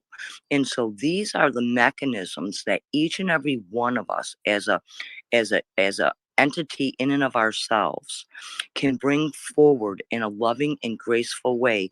And it's like a muscle. We can constantly move forward because there is one thing that is different from all other civilizations in the past. One thing and one thing only is that the vibrational energy has changed around us, because there's more people that have been choosing the lighted path, that have been finding their I am presence or the Buddha within, or however you would like to explain it. All of this, there are many more people, so the vibrational frequency is different. This is why people are getting downloads. This is why people are questioning and coming forward. And so within this part, it's just I'm trying to give people some possibility of hope to continue to move forward. And Paul, I just would like to say very briefly, thank you so much for hosting this space. I'm right on, really, Myron, I'm right on everything that what you said. I definitely agree with you. But I do look to the future generations, 7 generations forward, simply because that is that of my training and culture. And so these are the seeds that I'm planting 7 generations forward, with love and light. And oh, Paul, thank you so much. Thank you so much for this opportunity. Oh, no problem. It's always great to have everybody here and have these kind of conversations. Just going to quickly check with Miro before we fly through JC and Michael, and then we'll put this wonderful conversation to bed, and then we'll probably have a part 5 at some stage. But again, if no one knows, we're having a very good conversation on the 3rd of August, UK time, 7 p.m. with Laird Scranton coming back to talk about interconnectedness with other consciousness domains. I think I've got all that in the right sequence. Unfortunately, we're rescheduling Eileen Meyer's August the 4th conversation, but we're trying to get the right date for that. But as I say, all this information can be found out on the website, perceptionstoday.com. That's all one word. And yeah, you want to come in with more events like this, get on the mailing list and check out the Twitter pages, and we'll keep everyone updated. That was a quick public service announcement. Right, Miro, did you want to say anything quickly? Okay, I'm on. Okay. Hello, everyone. I was just listening. I was really enjoying what you are saying. But funny thing is, you already know that I'm trying to find out why Zoroastrian worship Asuras and Hindus Devas. So I'm starting reading Puranas. But meantime, I just listened to it is about creation. And a few weeks ago, I was listening to Donald Hoffman presentation, and it was also about creation. So I kind of mixed it together. It was many things are. I will not talk now about that because no, I will get lost anyway. But it was many things that you were just talking about, and I just I starting to understand things. I think, but I just don't know how to say it. So I was bothering Paul over the weekend, and in the and I decided I will write it down. So I started writing down. So I will see what will come out. But it is very interesting. If it is what I understand, this is interesting. So I will. I'm looking forward to that. Yeah, I will let you know. That's everything what I want to say. I love you all. Well, thank you very much. It's good of you to be able to come back and tell us this information. So, JC, long time no see. Hey, can you hear me fine? Yeah, audio is good. Okay. I guess I was hearing you guys talk about agape love, and I guess I just want to give my take on it. So this is not based off any books that I read, just based off of experiences, questioning life. I've come to understand that if you want agape love or something similar to that, you need to take a step back and realize what kind of situation we're in as a humanity, um, and see, all the flaws that come with living in this type of society. Um, and knowing that people can be deceived and people go through suffering, in their own way in their life experience, and everybody develops at their own level and own pace. Um, when you come to really understand that everyone has flaws, and that everyone goes through suffering, you can learn to understand people at a whole new level. And when you genuinely take the time to understand people and why they act the way they do, you come to accept them for who they are, right? And then you can learn to love them. And you don't necessarily need to know them for you to love them. You at this point you would just understand that we all suffer, and we all develop at our own rate, whether it be spiritually, mentally, physically, whatever, and that we all have flaws. Period. And I think that's what I've set in my life. I've set those principles to love, accept, and understand, and I can. Ever since I've done that, approaching, life, or just looking at life, approaching people has been it's just been a whole new experience. I don't have any hate or anger, or I'm not prejudiced towards anybody. I look at people for who they are here and now, and based off of their actions, I choose whether I want to stay near or stay afar and observe. You know, that's all I wanted to say.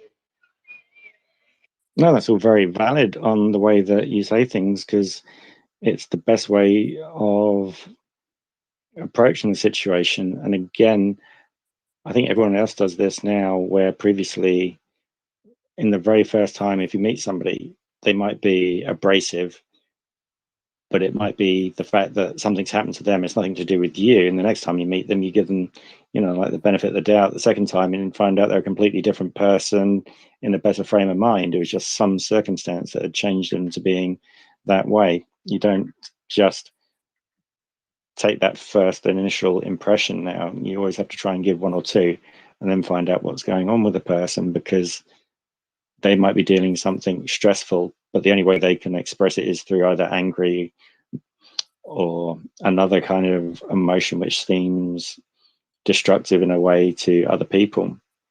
And then, Right. When you study psychology, you realize most people mimic what they've already seen. So if they see other people respond to a certain situation, become stressed, and then react a certain way, and they see this often and begin to think it's normal, they will allow themselves to do the same. So there's too much. Life is complex. The human mind is complex. So most definitely. to make a finite judgment on who a person is I think is a very big mistake. First off, you're not God to do that. And even if you don't believe in God, people change over time. People grow. Like I said, everybody's on their own pace. At their own pace, they develop. Um, and so, you can't really place a permanent judgment on someone unless they continue to just, you know, they take their habit and they continue on, and you see there's no, um, I guess, no willingness to change, right? Then I guess that you can kind of expect, but still you can't make that finite judgment on someone. Oh, definitely. I'm going to be beating the clock on this due to the fact that my battery is on low charge. So we got Michael, and then Melody just asked to be a speaker. So we'll quickly go through, and Melody be the last one. So hopefully your battery will last for that point. Michael, long time no see. Glad you could come back. Hi. I won't get into the discussion on what Meyer and Shadow Fox were discussing, because my rant would go on for ages. So I'm just going to take you you want on to come the back heading. for part 5, do you? Yeah, you normally start too early for me. That's the problem. But I do love your on spaces. galactic time. It's the right time. Yeah, I believe you. But what I was, so I'm going to take you on the heading, the consciousness, resources, and neuroscience. And I'm going to recommend for neuroscience, the Bible is, well, for the Bible for me is Principles of Neuroscience, and the chief editor is Candell with a K. Fantastic book. It's so detailed, it's expensive, it's a couple of thousand pages, but it's got everything you need to know. Thank you. You just made me waste lead writing down a book I can't afford. Thank you. I appreciate this. Yeah, probably. I think when I bought my copy, it was like $175, and that was 15 years ago. But it is fantastic for all things neuroscience, and I'm sure there's a more recent edition. So, excellent resource. You've just made the next person, Michael. You've just made the next person who asked me what I want for my birthday, and I say a book, and they go, "Okay." You've just made their day really, really unfortunate. Oh, that's good. You won't regret it. Anyway, hey, we can all come together, right, Michael? We can all come together, and then we can definitely give Paul the book. Yeah, absolutely. Or he can ask me on a particular area, and I can do the research and screenshot the pages. Excellent, thank you. Okay, I'm conscious of your time, so I'll try and catch you next time, and I'll let the lovely Melody speak. Oh, you know Melody. Okay, that's good. Hi, everybody. Yes, I came in here because I love Michael. He's a very good friend and he's amazing. And thank you so much for this space. Please put me on the list. I always want to know when it's on. I think that a lot of If you people. want, Yes. if you go to the website and it's one word, perceptionstoday.com, we have Okay. the mailing list there, and you can get on there, and it shows the events like we have Lead Scranton on the 3rd of August, etc. Okay, I definitely will. Thank you. We all have to be aware of the consciousness of ourselves and of our subconscious because they have to work together. And there's so much going on within all of us, in our dreams, in our perceptions, in our emotions, and of course, in the world we're actually in right now, which is 2 years of misery that we've all been through and that we're all struggling to come out of. So we're in a whole different level of life right now. And as far as what JC was saying, I think that the sad thing is most people don't want to change. That's really the saddest thing. And when they say people don't change, I think that's the majority. But I do believe if you really want to, yes, you can. But you have to really want to. And not just for the person that you're with. A lot of people, I'll change for you, to make the marriage better and this and that. No, change for yourself. Because if you change for someone else, you can go back. But if you really work on yourself, and, a lot of people say when they get into relationships, men say, oh, women just want to change men. No, what happens is when you're in a relationship with someone that loves you and is intelligent, I have to add that in, it's the greatest reflection you'll ever have of yourself. All of a sudden, they're seeing you like maybe you never saw yourself. So it's not about change. It's about how to get along better, how to live a healthier life, how to understand relationships in a different way. So again, it's go deep all the time, because if you live a shallow life, you'll never live the full life that you were meant to live.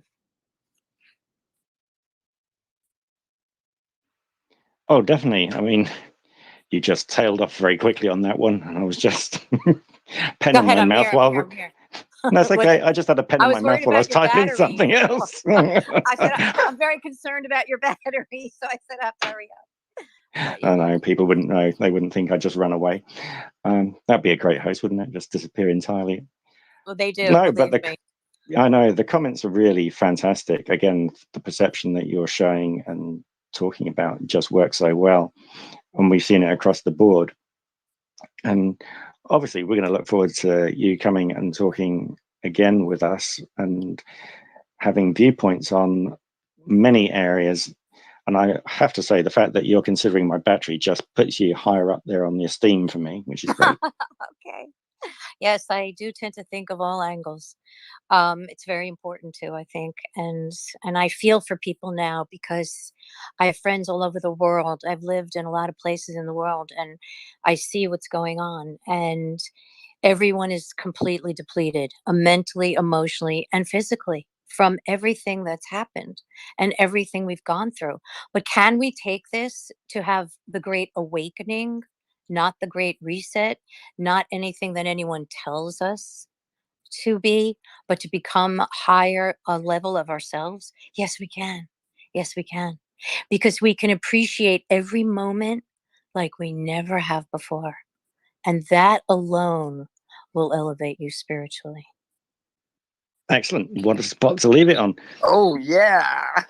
Mic drop. Superbly done. And we're going to run away in a minute. Ian? Oh. No, Sorry. I thought you might want to add something to that. No, just thank you everyone for tonight. It's been absolutely brilliant. Well, it's always brilliant, but yeah, tonight was also brilliant. I'm too tired. I'm not making any sense now. I'm just ready to go lie down now, I think. Okay. Yes, I will let you do that. So I have to say, thank you very much for everyone turning up and giving us so much information. It's fantastic. And again, if you want to hear this or go over any parts you haven't seen, it will be almost available straight away on the YouTube channel, which is great. And afterwards, some point, I will obviously order it.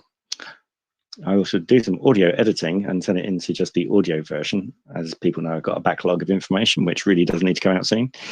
But I've been delving into other areas and it's all been working well. So hopefully we will see you all on the 3rd for Laird Scranton. That's a Zoom event. So worthwhile hooking up and getting your invitation now. Again, with the Zoom invitation, it tells you basically the same guidelines for the rooms on how we like to do things. And again, you can pass that to as many people as you like who are interested or just dipping their toes into the subjects.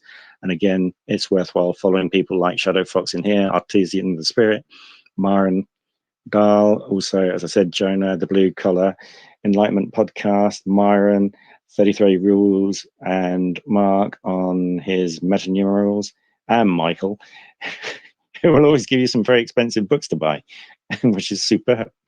And also, who else do I see which is there? And again, Brad Alexei is always good, also known as Brad, and also the new people. And I just spotted you down there. There we go, Rats of the Max. I haven't had spoke to you for a while. And again, what a wonderful conversation and topics that have been done. It just gets more engrossed and so exciting. I just sometimes can't run away from these conversations, and Ian just wants to try and find his pillow. So I just want him to do that. Sorry, man. You know what it's like. I'm good for a bit, and then all of a sudden, I just have like sugar crashes, and I'm done. I can imagine you like a boxer in the corner. Yeah. You need to get your sandwich in.